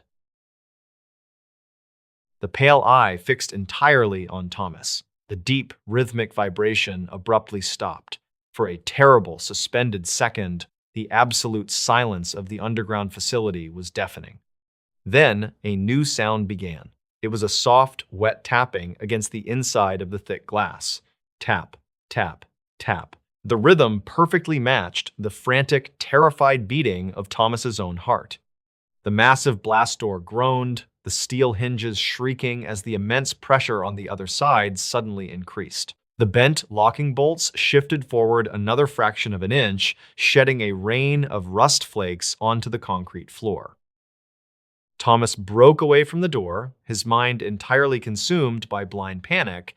He abandoned the logbook, abandoned his heavy flashlight on the desk, and ran. He sprinted back down the impossible corridor, his boots slipping on the dusty concrete, ignoring the empty observation rooms that now felt like open mouths waiting to swallow him. He reached the bottom of the shaft and threw himself at the ladder. He climbed with reckless, desperate speed, tearing the skin from his knuckles against the rusted iron rungs, not daring to look down into the dark he was leaving behind. The heat of the shaft seemed to rise with him, carrying the faint, terrible sound of bending steel echoing up from the depths. He hauled himself out of the cellar hole, his lungs burning, and slammed the heavy iron hatch shut behind him. He did not have the padlocks to secure it. He dragged heavy wooden crates, broken furniture, and a rusted anvil over the hatch, piling hundreds of pounds of debris over the metal before sprinting up the cellar stairs and out of the house. He threw his tools into the back of his truck, started the engine, and tore down the dirt logging road, sliding wildly around the curves until he finally hit the pavement of the highway. He did not stop driving until he was 3 counties away. Thomas never filed his official appraisal. He sent a brief, vague email to the out-of-state trust, citing severe structural hazards and toxic black mold, and refused to accept any payment for his time. According to county zoning records, the property was quietly seized by the state less than 2 weeks later under an obscure environmental protection mandate. No official explanation was ever released to the public. However, hunters and locals who frequent the deep woods along Highway 39 have whispered strange stories in the years since. They claim that shortly after the property was condemned, a convoy of unmarked heavy-duty cement trucks drove up the logging road in the dead of night. They poured thousands of gallons of concrete directly into the foundation of the old house, sealing whatever lay beneath it under a solid, impenetrable cap of stone. Yet, on still, windless nights in late autumn, residents living in the valleys miles away claim they can sometimes feel a low, rhythmic thrumming deep in the earth. A vibration that pauses, changes tempo, and slowly seems to learn the sleeping patterns of the towns resting above it. One Appalachian holler has been avoided since 1976. It began with the sudden and absolute silence of the tracking hounds. On a freezing November morning in 1976, a search party of 12 men walked into a narrow, deeply shadowed gorge at the base of Blacktop Ridge, looking for a family of 4 who had not been seen in town for 3 consecutive weeks. The dogs had been pulling hard on their heavy leather leashes, eager to trace the familiar scent of wood smoke, old canvas, and livestock. But as the men crossed the tree line into the permanent gloom of the hollow, the hounds simply sat down in the heavy frost. They did not whine, they did not bark at the empty woods. They stared directly into the dense thicket of black walnut trees, their ears pinned flat against their skulls, trembling violently and refusing to take another step forward into the dark. The locals of the county had always kept a respectful, quiet distance from the deep woods of the Appalachian Mountains. There was an unspoken understanding among the older generations that the jagged geography possessed a memory far older than the mining towns built on its edges. But the family living deep in the hollow had been there for over 2 decades.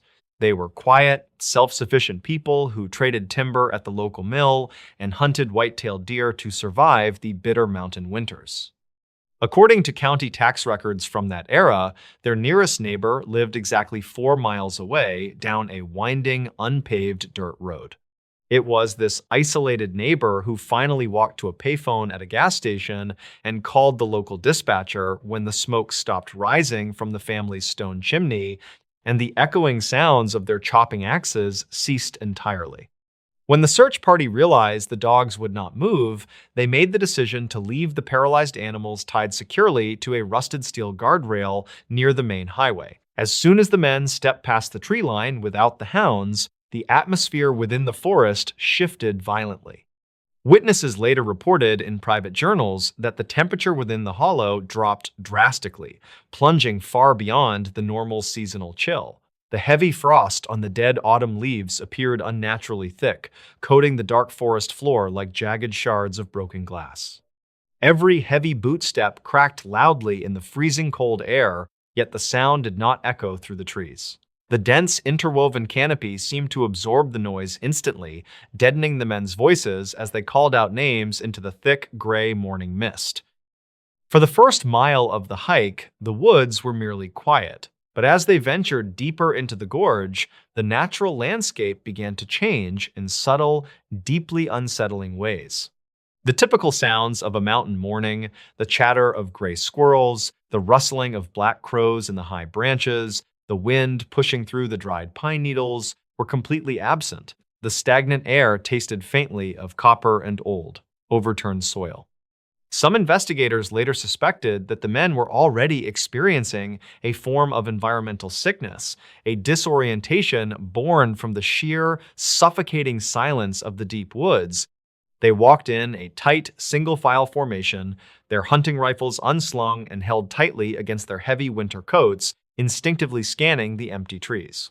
The geographical features of the hollow soon began to contradict the maps the men had memorized. According to the official county surveys, a rushing creek known as Deadwater Run was supposed to cut directly across the old logging trail, feeding into the larger river several miles away.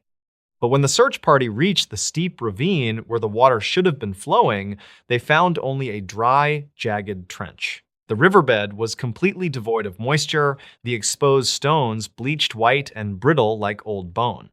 The air above the empty trench shimmered slightly, distorting the shapes of the dead trees on the opposite bank. Several men reported feeling a sudden, intense pressure behind their eyes, a deep phantom ache that only worsened as they crossed the dry rocks and moved deeper into the designated search grid.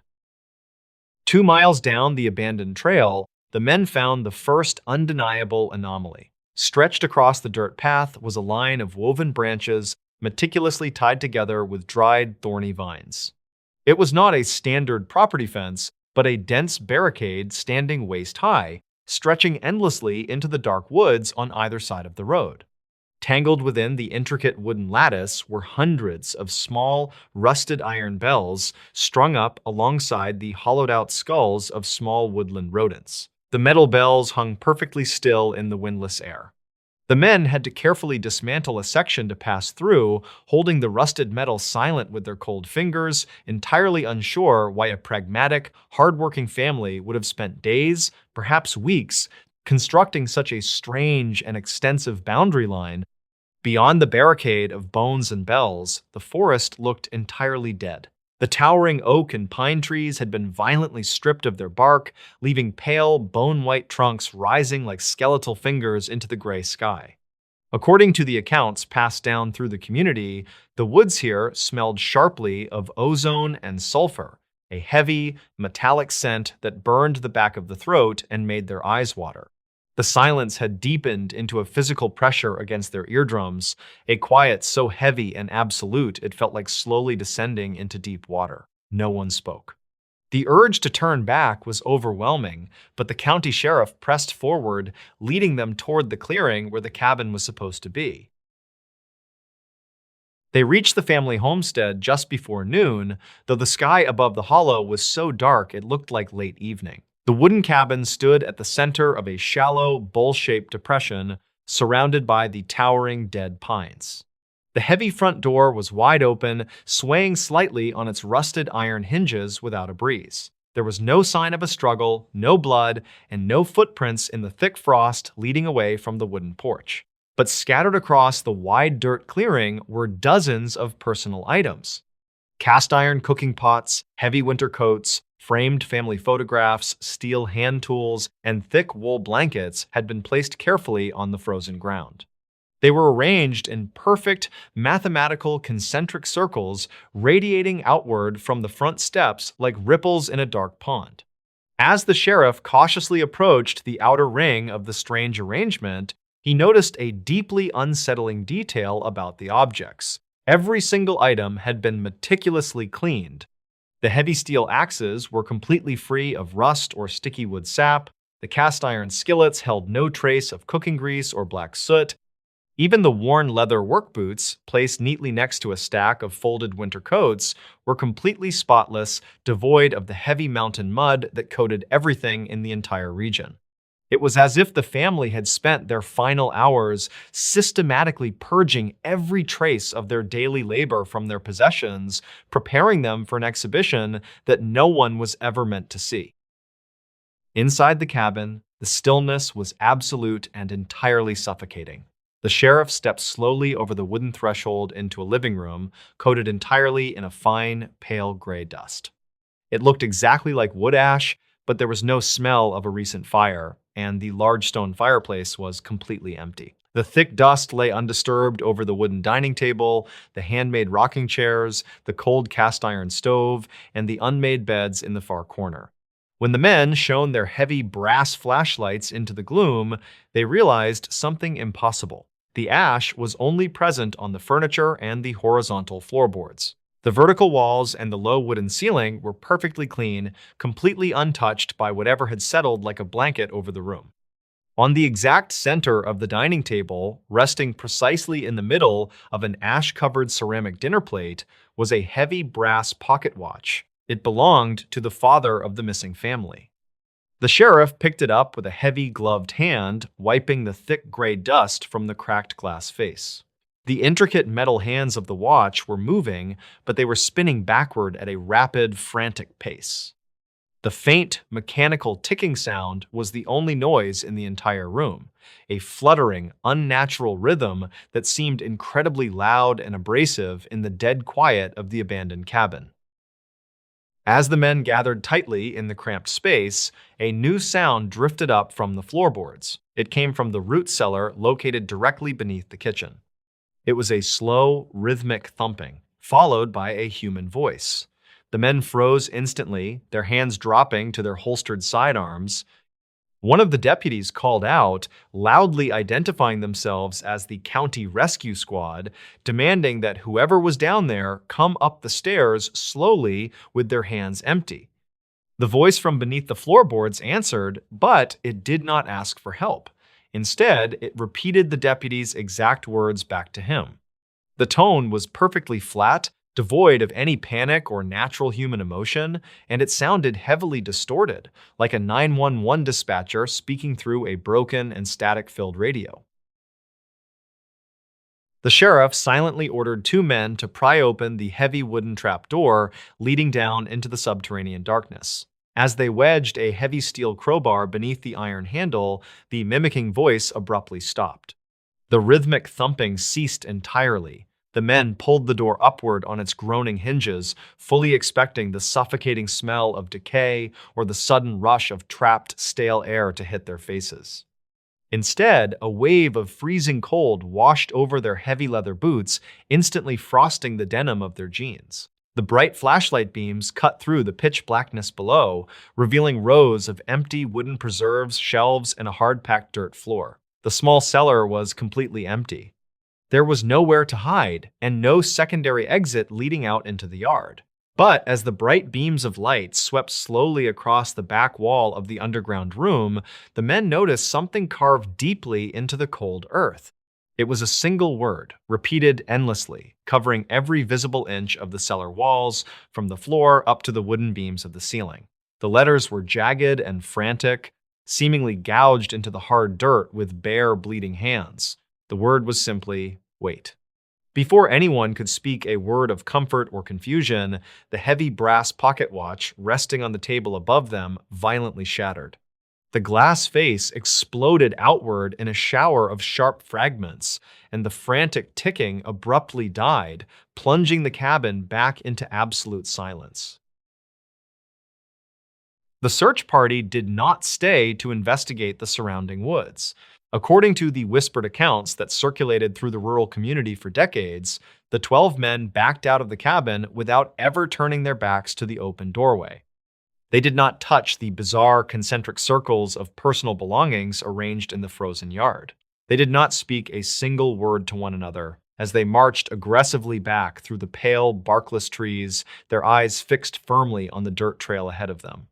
When they finally reached the barricade of bones and rusted bells, they found that the section they had carefully dismantled had been completely woven back together. The thorny vines were fresh, and the rusted bells were swaying slightly, though there was still no wind in the gorge.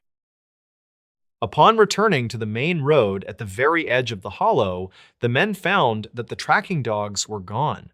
Their heavy leather collars remained attached to the rusted steel guardrail, but the thick metal buckles had not been unfastened. The thick leather had simply been sliced clean through by something incredibly sharp. The hounds were never found by anyone in the county. The sheriff filed a highly abbreviated, heavily redacted police report the following morning. Before the week was out, he privately requested that the County Road Commission deliver 3 massive dump trucks of heavy gravel and jagged limestone boulders to the entrance of the dirt road leading into the hollow. Within days, the path was completely blocked, barricaded behind a massive wall of stone and a heavy steel chain locked tightly across the surrounding trees. The families of the search party members noted profound and disturbing changes in the men who returned from the hollow. They suffered from severe insomnia, pacing their small homes late into the night, endlessly checking the deadbolts on their doors and windows.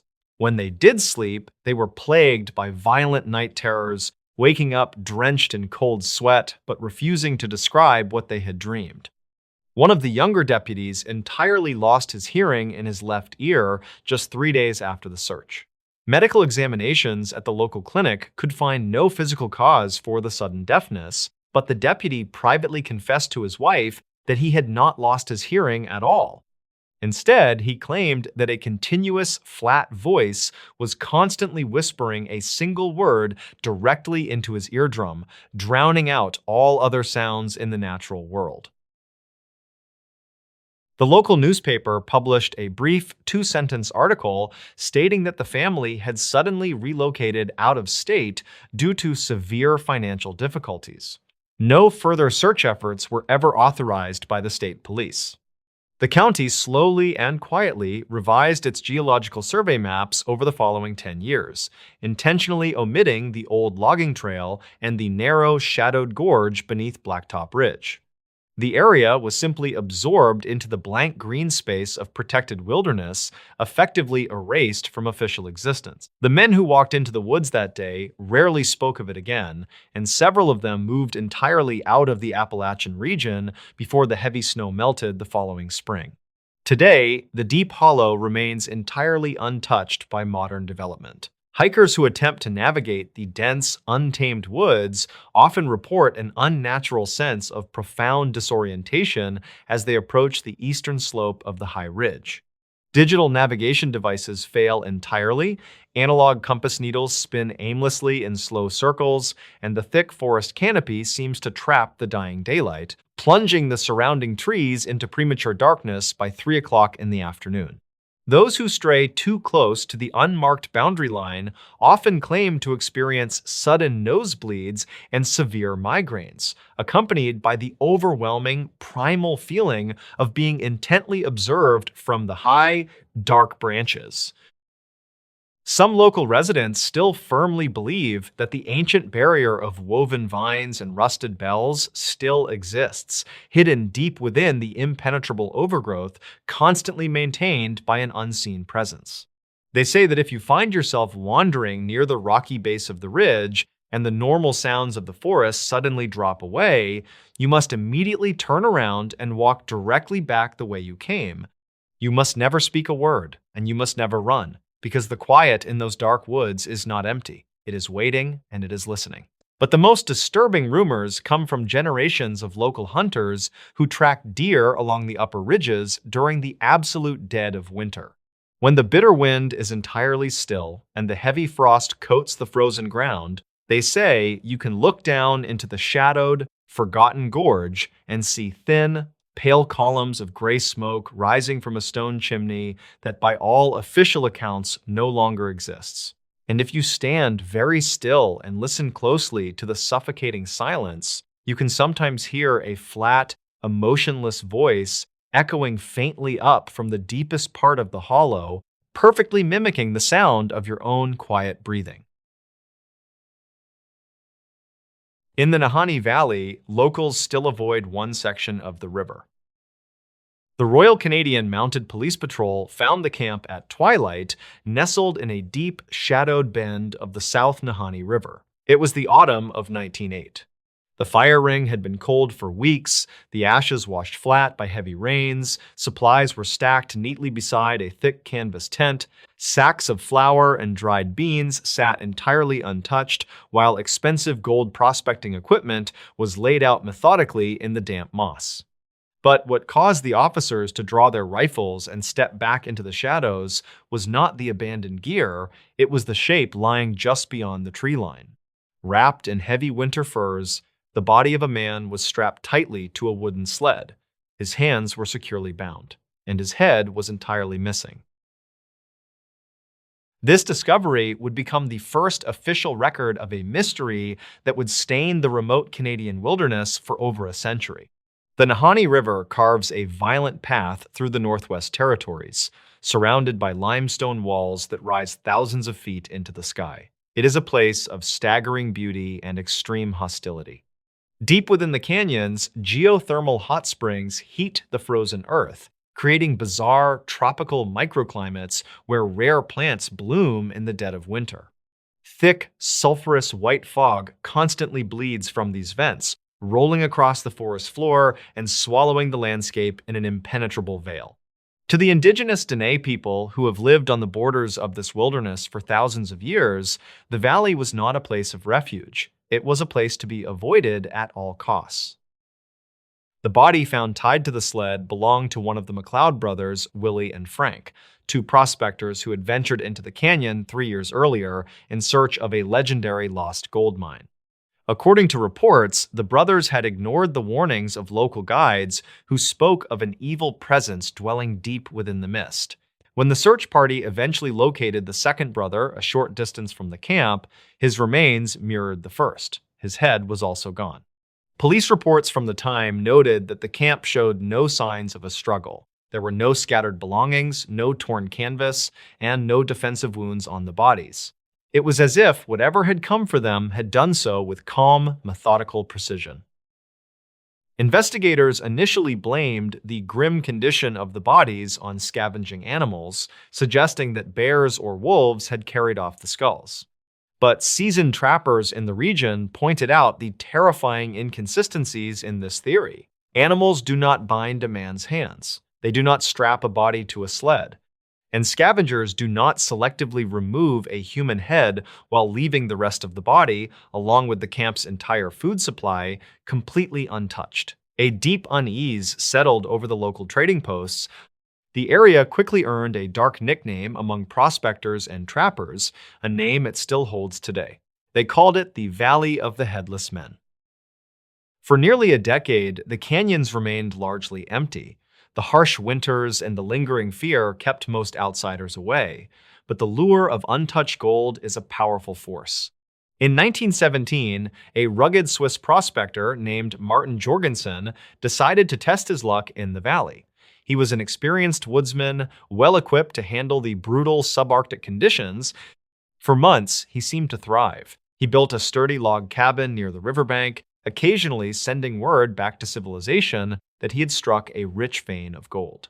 He wrote that he had found his fortune and that he planned to stay in the valley until the following spring, but spring came and Jorgensen never emerged from the canyon. A group of travelers passing through the area noticed a column of dark smoke rising from the deep woods. When they investigated, they found Jorgensen's cabin burned to its stone foundations. The heavy logs had been reduced to smoldering embers. Among the ashes, they discovered his skeleton. His rifle was found a few feet away, fully loaded and unfired. And just like the McLeod brothers before him, Jorgensen's skull was nowhere to be found. The gold he had claimed to discover was missing entirely. The silence that surrounded the burned cabin offered no clues.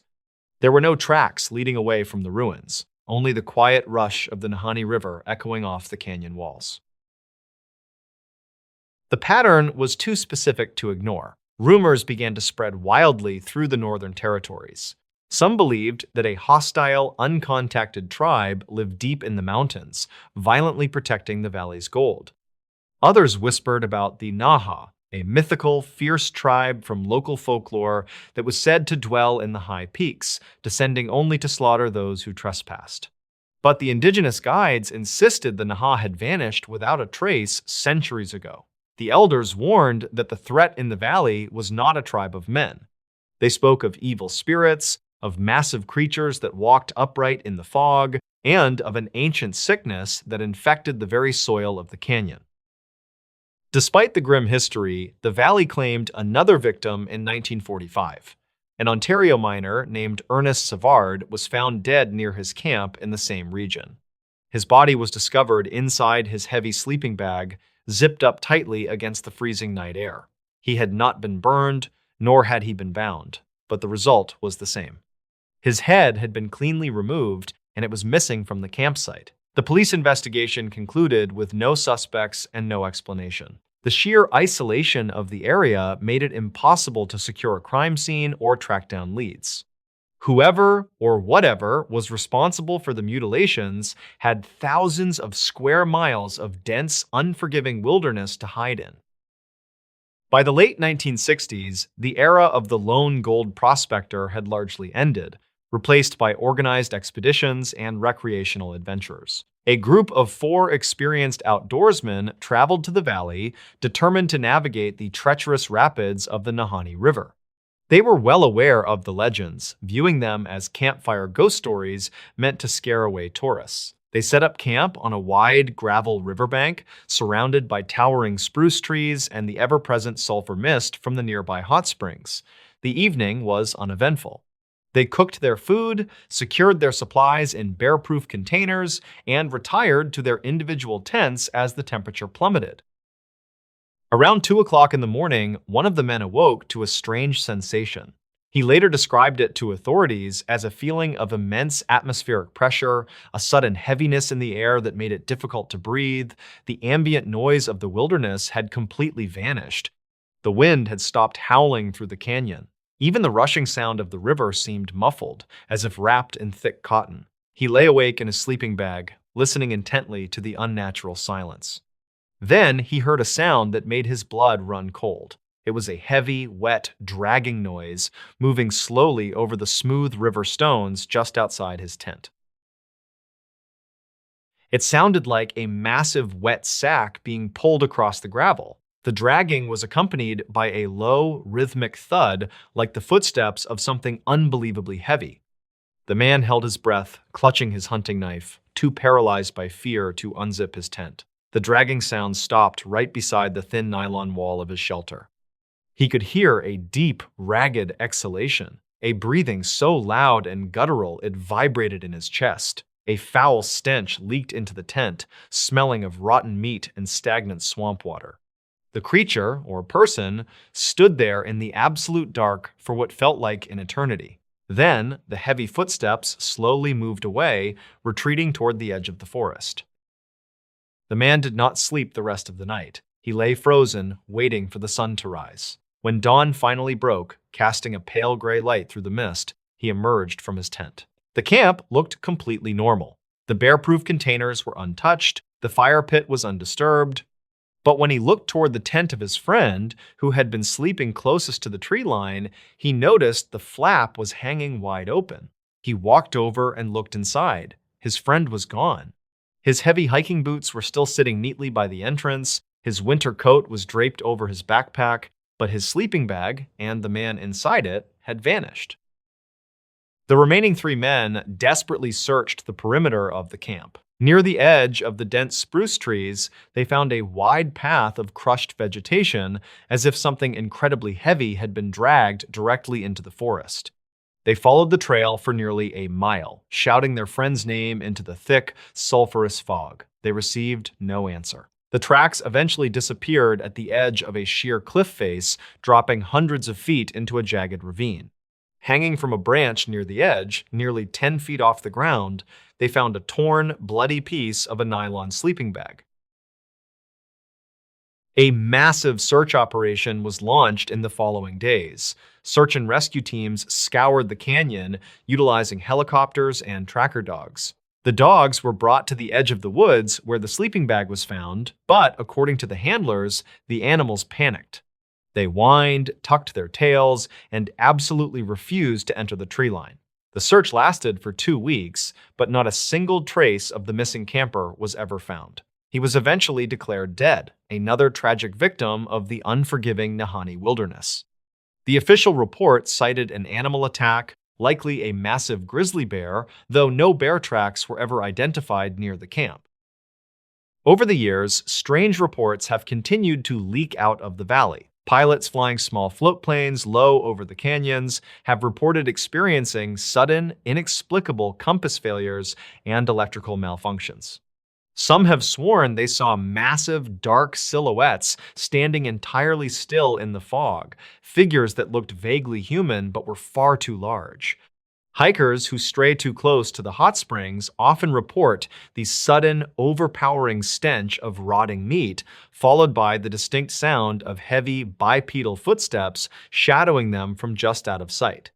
The feeling of being hunted is so intense that many turn back before completing their journey. Today, the Nahanni National Park Reserve is a protected area.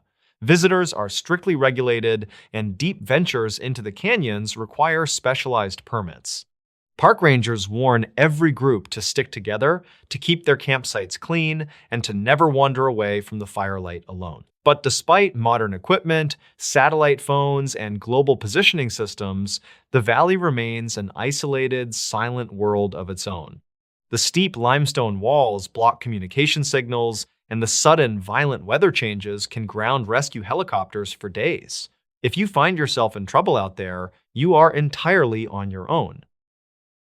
Some investigators still believe there is a rational explanation for the history of severed heads and vanished campers. They point to the extreme psychological toll of total isolation, suggesting that cabin fever or mercury poisoning from mining operations drove men to murder each other in gruesome ways. They argue that scavengers simply finished the job, carrying away the skulls. But these logical theories provide little comfort to those who have actually stood in the deep shadows of the canyon, listening to the wind howl through the rocks, watching the thick white fog pour out of the earth. The mystery of the valley remains a dark, open wound in the history of the Canadian North. The remains of Willie and Frank McLeod, Martin Jorgensen, and Ernest Savard were eventually buried, their case files gathering dust in forgotten archives. The gold they were searching for was never recovered. The indigenous locals continue to pass down the ancient warnings, refusing to camp near the haunted sections of the river. They know that the sheer, towering walls of the canyon keep secrets hidden perfectly in the dark. There is a stretch of the South Nahanni River where the water grows strangely calm, and the sulfur mist hangs so thick you cannot see the opposite bank. The silence there is heavy, almost suffocating, broken only by the occasional sound of rocks tumbling down the distant cliffs. If you stand by the water's edge at twilight, when the shadows stretch long across the gravel, you might hear a low, wet, dragging sound coming from the trees. According to those who know the legends, it is best not to turn your flashlight toward the noise. Whatever took the heads of the prospectors over a century ago never left the valley. It is still out there, hiding in the fog, waiting patiently for the fire to burn out.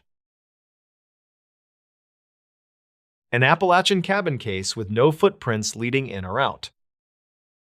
It was 3 o'clock in the morning when Deputy Miller reached the tree line.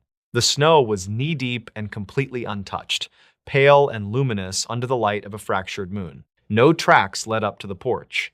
No paths broke the smooth, glittering surface of the drifts. Yet, the heavy oak front door of the cabin was standing wide open, a dark, gaping rectangle against the weathered wood. A single lantern swung gently from the rafters inside, casting long, erratic shadows across the snow-covered threshold. The county dispatcher had received the call exactly 1 hour earlier, a frantic voice whispering that someone was outside the windows. But the fresh powder, undisturbed for at least 12 hours, told a different, impossible story. The cabin sat at the end of an unnamed logging road, a mile and a half from County Route 44, buried deep within the Appalachian spine. It belonged to an older man, a retired archivist who spent his winters in total isolation, seeking the heavy, suffocating silence of the deep woods. For nearly 20 years, the man had never called emergency services. He was known in the nearest town only as a shadow who bought bulk supplies in November and disappeared until the spring thaw. But according to the 911 operator who took the call at 2:15 a.m., the man had been entirely coherent, speaking in a low, terrified hush. He claimed he could hear heavy, wet footsteps circling the exterior walls, pressing against the glass.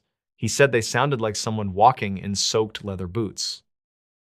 Miller stood at the edge of the clearing, his breath pluming in the freezing air. The temperature was 10 degrees below zero, cold enough to make the moisture in his nose freeze with every inhalation. He aimed his heavy flashlight at the ground, sweeping the blinding beam across the expanse of snow, separating the forest edge from the cabin. Nothing. The snow was a pristine, glittering sheet stretching out for 50 yards in every direction. Not a single indentation, not an animal track, not a displaced branch. If someone had been circling the cabin just 45 minutes ago, they had done it without ever touching the ground. He approached slowly, forcing his way through the deep drifts, creating the only trail in the entire clearing. The silence was absolute, the kind of crushing quiet that makes the ears ring and the heart beat too loud. As he stepped onto the wooden porch, the boards groaned under his heavy winter boots. He drew his service weapon, his fingers stiff and clumsy inside his thick gloves. He called out, his voice swallowed instantly by the dense trees and the falling snow. No answer came from the dark interior. There was only the rhythmic creak of the swinging lantern, its fuel nearly exhausted, the flame sputtering and throwing wild, shifting shadows against the log walls. Miller crossed the threshold, stepping out of the wind and into the gloom.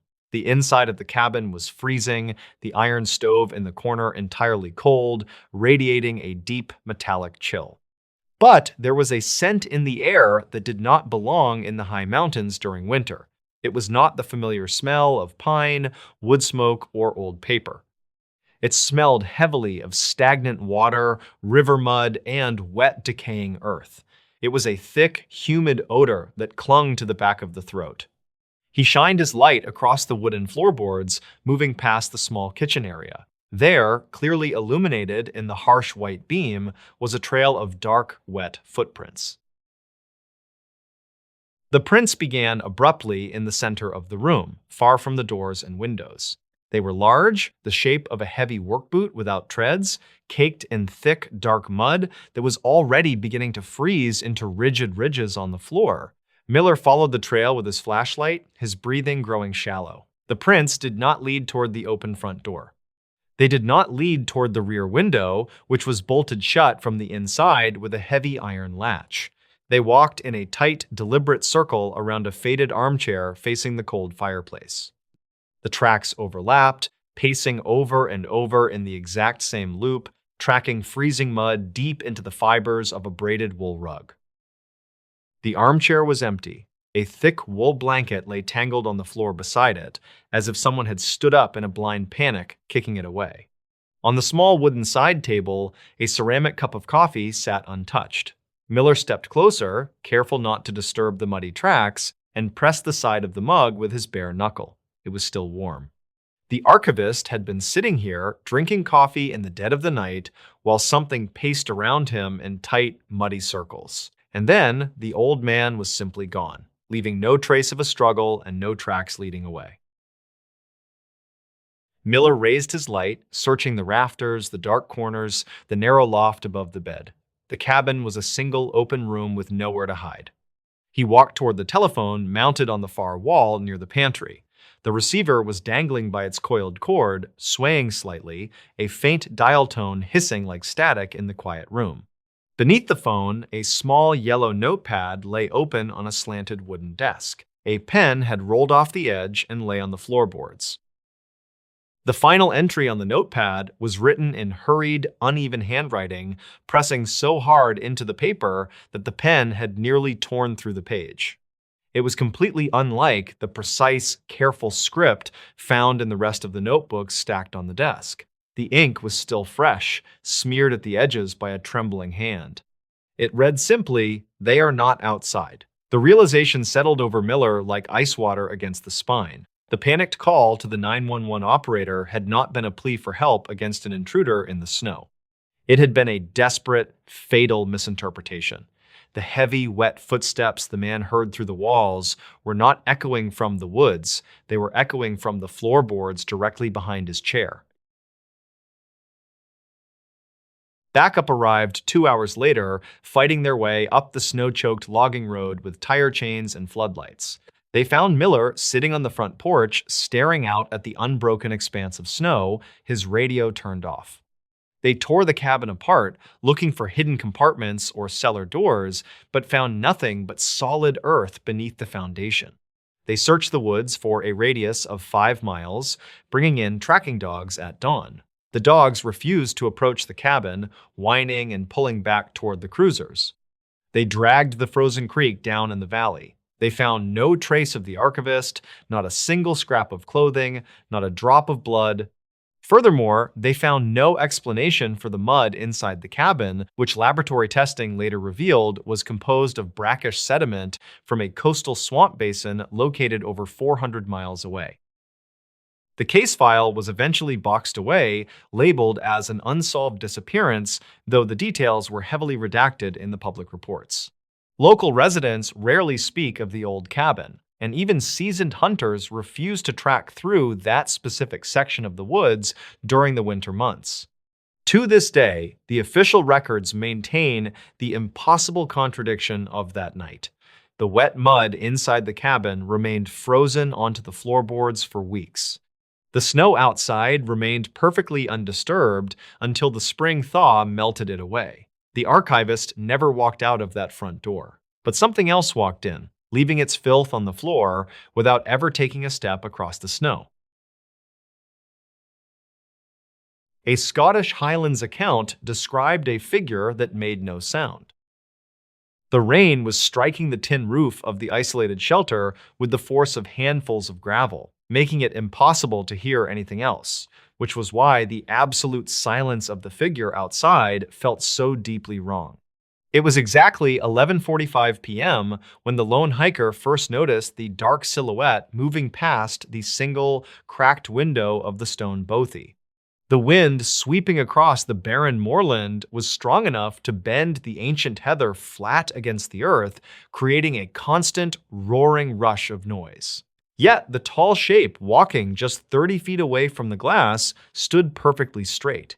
Its heavy, ragged coat hung motionless around its knees, entirely undisturbed by the gale, as if the entity existed in a completely different physical space, untouched by the violent weather of the world around it.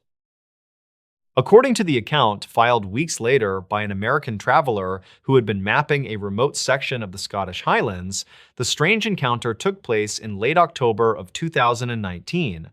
He had hiked nearly 14 miles that day, navigating treacherous bogs and steep inclines before seeking refuge in a small, ancient stone structure known only to local shepherds and experienced trekkers.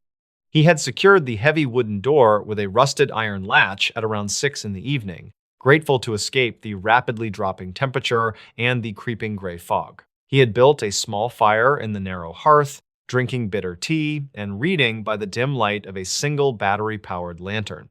The extreme isolation of the moors was supposed to bring peace, but as he stared out into the darkness that night, he realized he was entirely cut off from the rest of the world, with no cellular service for at least 20 miles in any direction.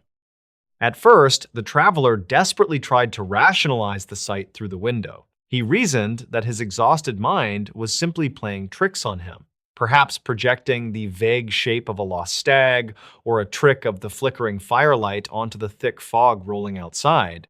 But the dark figure did not dissolve into the mist. It took deliberate, impossibly smooth steps through the thick, sucking mud that surrounded the shelter. The hiker slowly leaned closer to the cold glass, using his sleeve to wipe away a layer of condensation. He watched in growing dread as the entity abruptly stopped walking. It turned its upper body slowly, facing the window with a jerky, unnatural motion.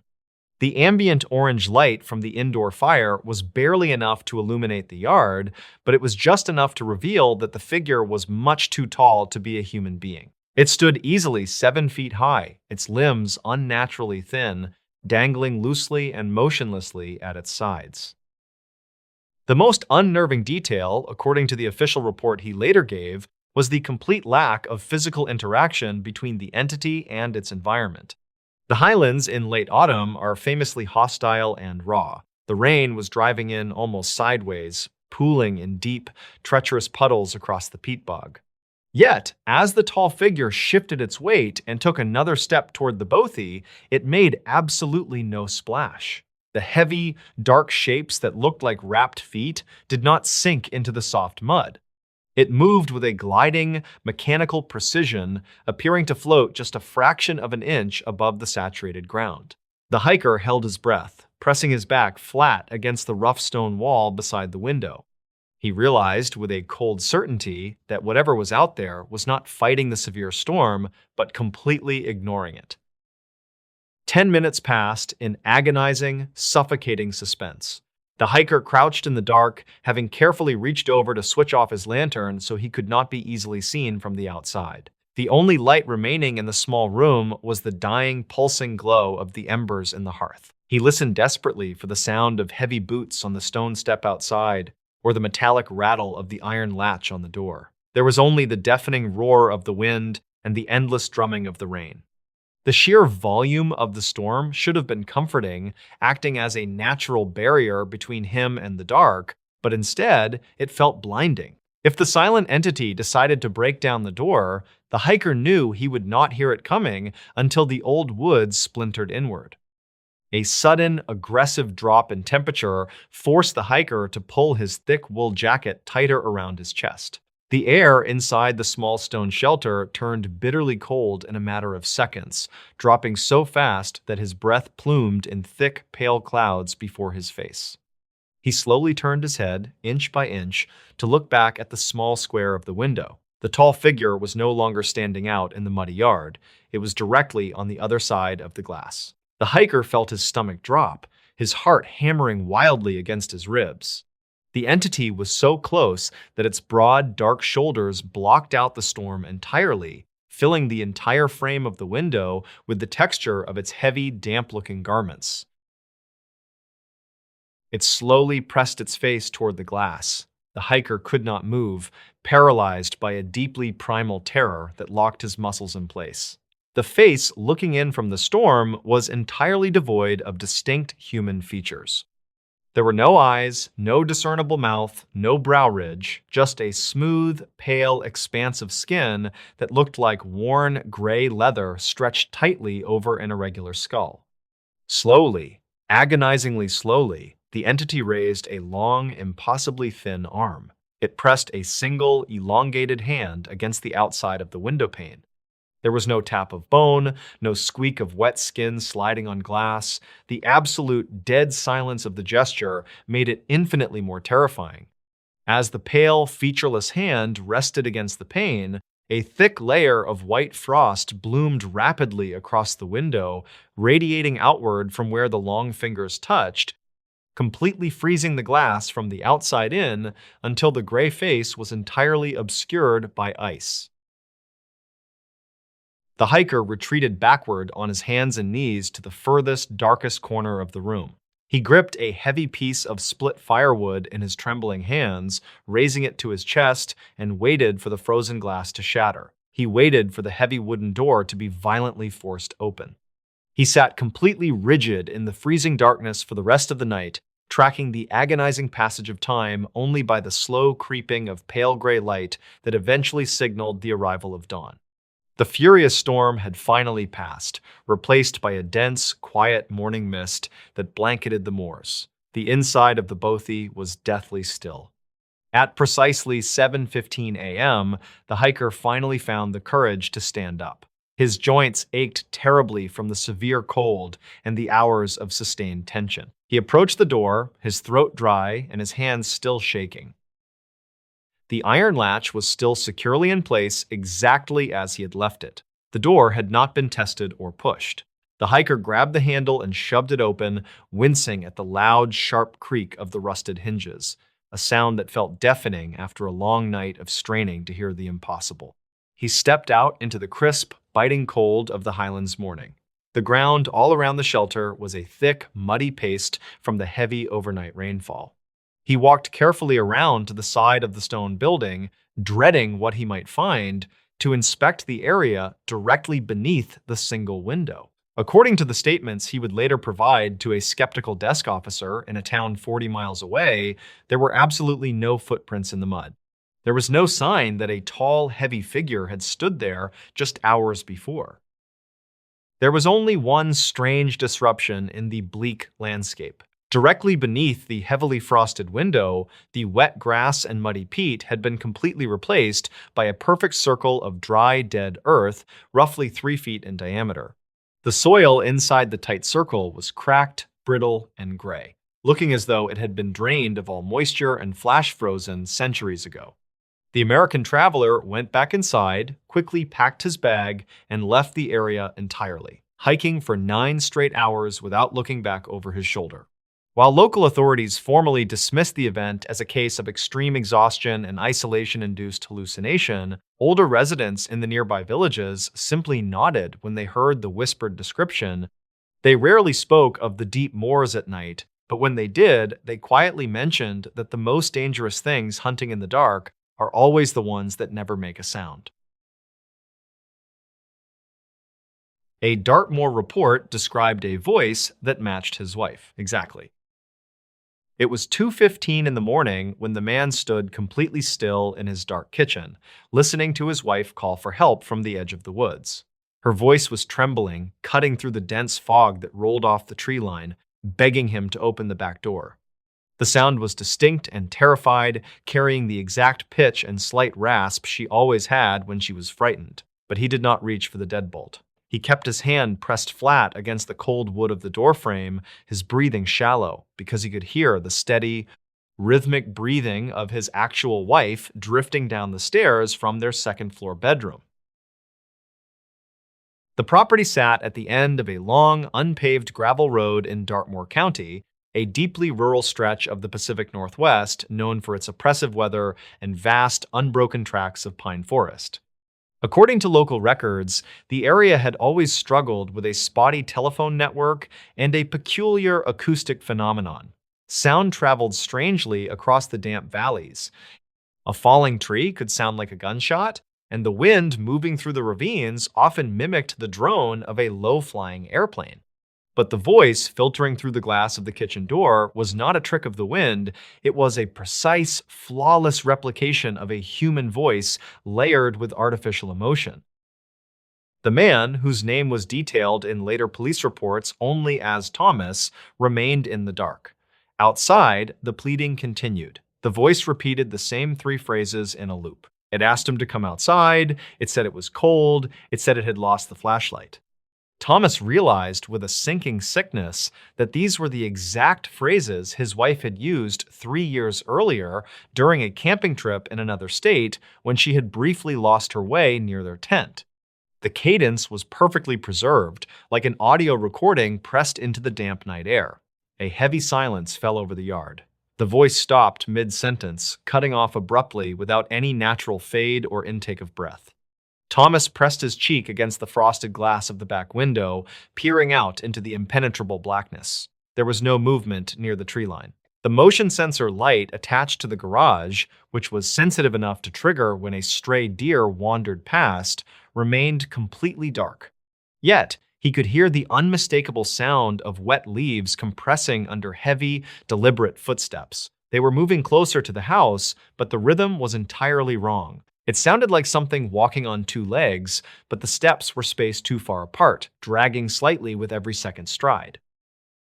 According to the incident report filed days later, Thomas finally backed away from the door and retrieved a heavy steel flashlight from the kitchen counter. He did not turn it on. He moved silently through the first floor, checking the locks on the heavy oak front door and the sliding glass panels in the living room. Every window was secured. As he stood in the center of the living room, surrounded by the quiet hum of the refrigerator in the adjacent room, a new sound began. It was a soft, rhythmic tapping against the glass of the living room window. Thomas froze. The window was located on the side of the house where the ground dropped away into a steep ravine. To reach that glass from the outside, a person would need to be standing on a tall ladder, or they would have to be nearly 9 feet tall. The tapping continued, patient and unhurried. Then the voice returned, but it was no longer screaming, it was whispering right against the external pane of glass. It whispered Thomas's name over and over, mirroring the gentle, sleepy tone his wife used when waking him up in the morning. The history of Dartmoor County is scattered with strange, fragmented reports of auditory anomalies. Archival newspaper clippings from the 1970s describe loggers walking off their job sites, claiming they heard their foreman calling them into deep, unmarked sections of the forest. In 1992, a search and rescue team spent 3 days looking for a missing hiker because they kept hearing his voice echoing from the bottom of a limestone gorge.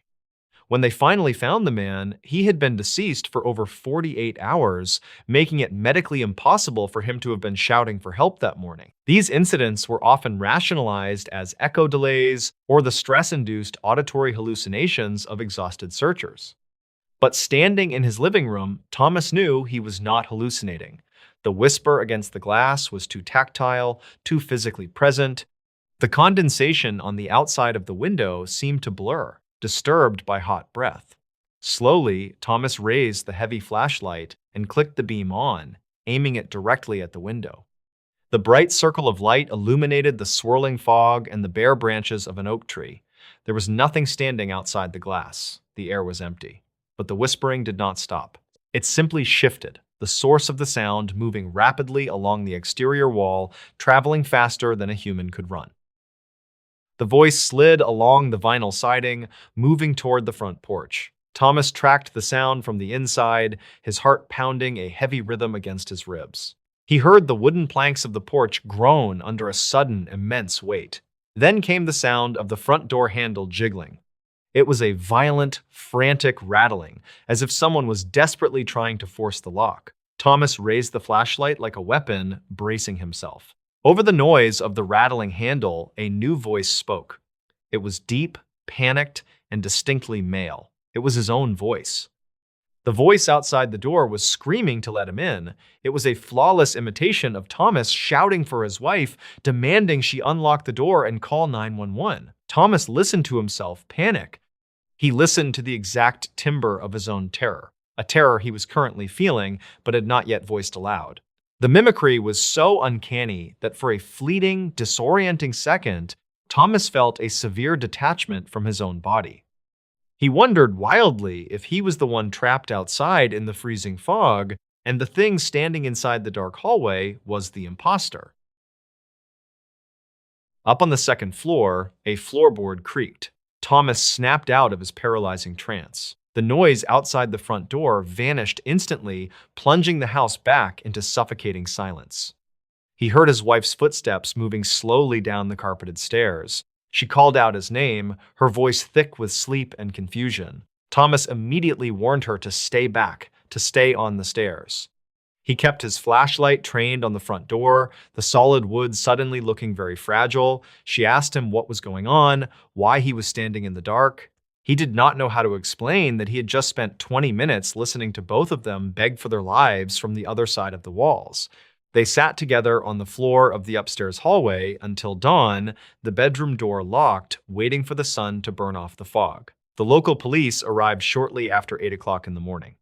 Two deputies walked the perimeter of the house while Thomas and his wife watched from the kitchen window. The officers found no signs of forced entry. The locks were intact, the glass was undisturbed, and the motion sensor lights were confirmed to be in perfect working order.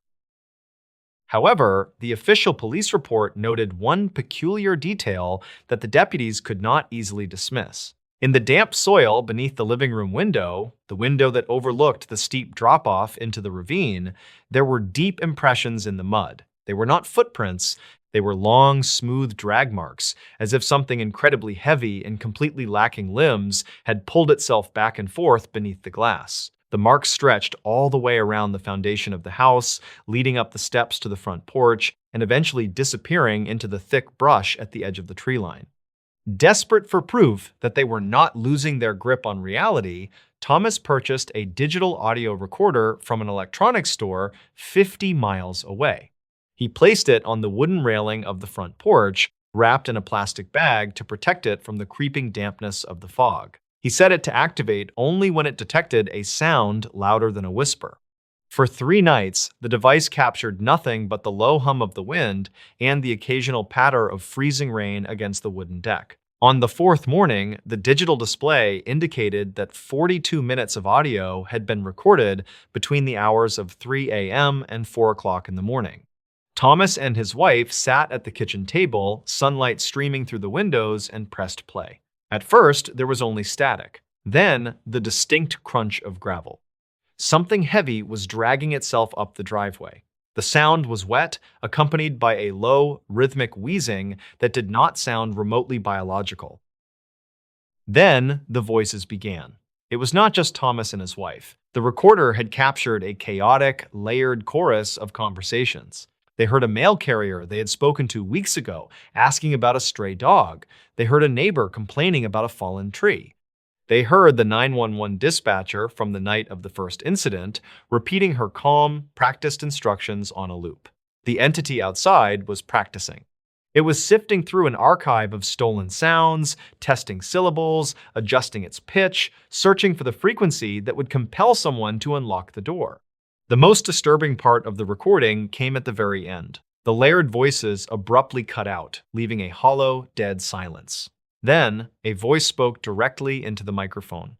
It was impossibly close, the breathing heavily distorted by the plastic bag. It was the voice of Thomas's wife, humming a tuneless, repetitive melody. It was a melody she only ever hummed while she was completely alone, folding laundry in the basement. The entity had been listening to them long before it ever made itself known. The illusion of safety shattered permanently on a Tuesday evening in late November. The sun had set early, casting long, bruised shadows across the yard. Thomas's wife was in the kitchen, preparing dinner, while Thomas was in the basement organizing a set of tools. The basement was unfinished, a cavernous space of exposed concrete and damp earth, lit by a single bulb swinging from a wire. As he sorted through a box of nails, he heard her call down the wooden stairs. She asked him to come up and look at something outside the window. Her voice was calm, casual, lacking any trace of alarm. Thomas dropped a handful of nails back into the box and began walking toward the staircase. He had his foot on the bottom step when his cell phone vibrated in his pocket. He pulled it out and looked at the screen. It was a text message from his wife. It read that she had just driven into town to pick up milk from the grocery store and would be back in 20 minutes. Thomas stared at the glowing screen, the cold air of the basement suddenly feeling like ice against his skin. From the top of the dark staircase, the voice spoke again. It repeated the exact same phrase with the exact same casual intonation. It asked him to come up and look at something outside. Thomas did not answer. He slowly backed away from the stairs, retreating into the shadows of the concrete walls. He realized that the voice was not coming from the kitchen. It was coming from the narrow gap beneath the door at the top of the stairs, vibrating through the wood with an unnatural, mechanical precision. He stood in the damp darkness for what felt like hours, gripping a heavy iron wrench in his right hand. Above him, the pacing began. It was not the sound of dragging, but the heavy, deliberate thud of boots walking across the hardwood floor of the kitchen. The footsteps matched Thomas's own gait perfectly. He listened as the entity moved through their home, opening cabinets, running the faucet, mimicking the mundane sounds of a quiet evening. It was playing house. It was wearing their routine like a stolen piece of clothing. When the headlights of his wife's car finally swept across the driveway, the footsteps above him abruptly stopped. Thomas heard the front door open, heard his wife calling out a greeting, the rustle of paper grocery bags being set on the counter. He waited for another voice to answer her. He waited for a scream, but there was only silence, followed by her footsteps walking toward the basement door. She opened it and called down, asking why he was sitting in the dark. Her voice was real. The air in the house had returned to normal. They moved out of Dartmoor County exactly 4 days later. They broke their lease, packed only what could fit in the back of their vehicle, and left the heavy furniture behind.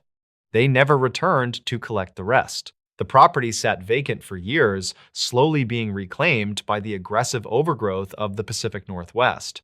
The windows became clouded with grime, and the roof eventually sagged under the weight of accumulated pine needles.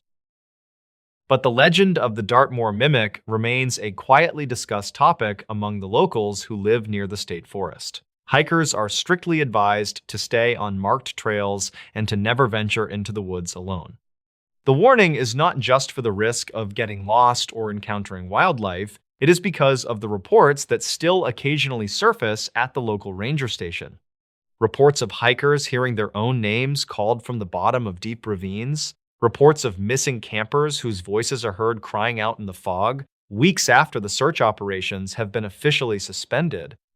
There is one detail from Thomas's final police report that locals rarely mention to outsiders. When he finally walked upstairs that night, after his wife had returned from the store, he noticed something resting on the kitchen counter.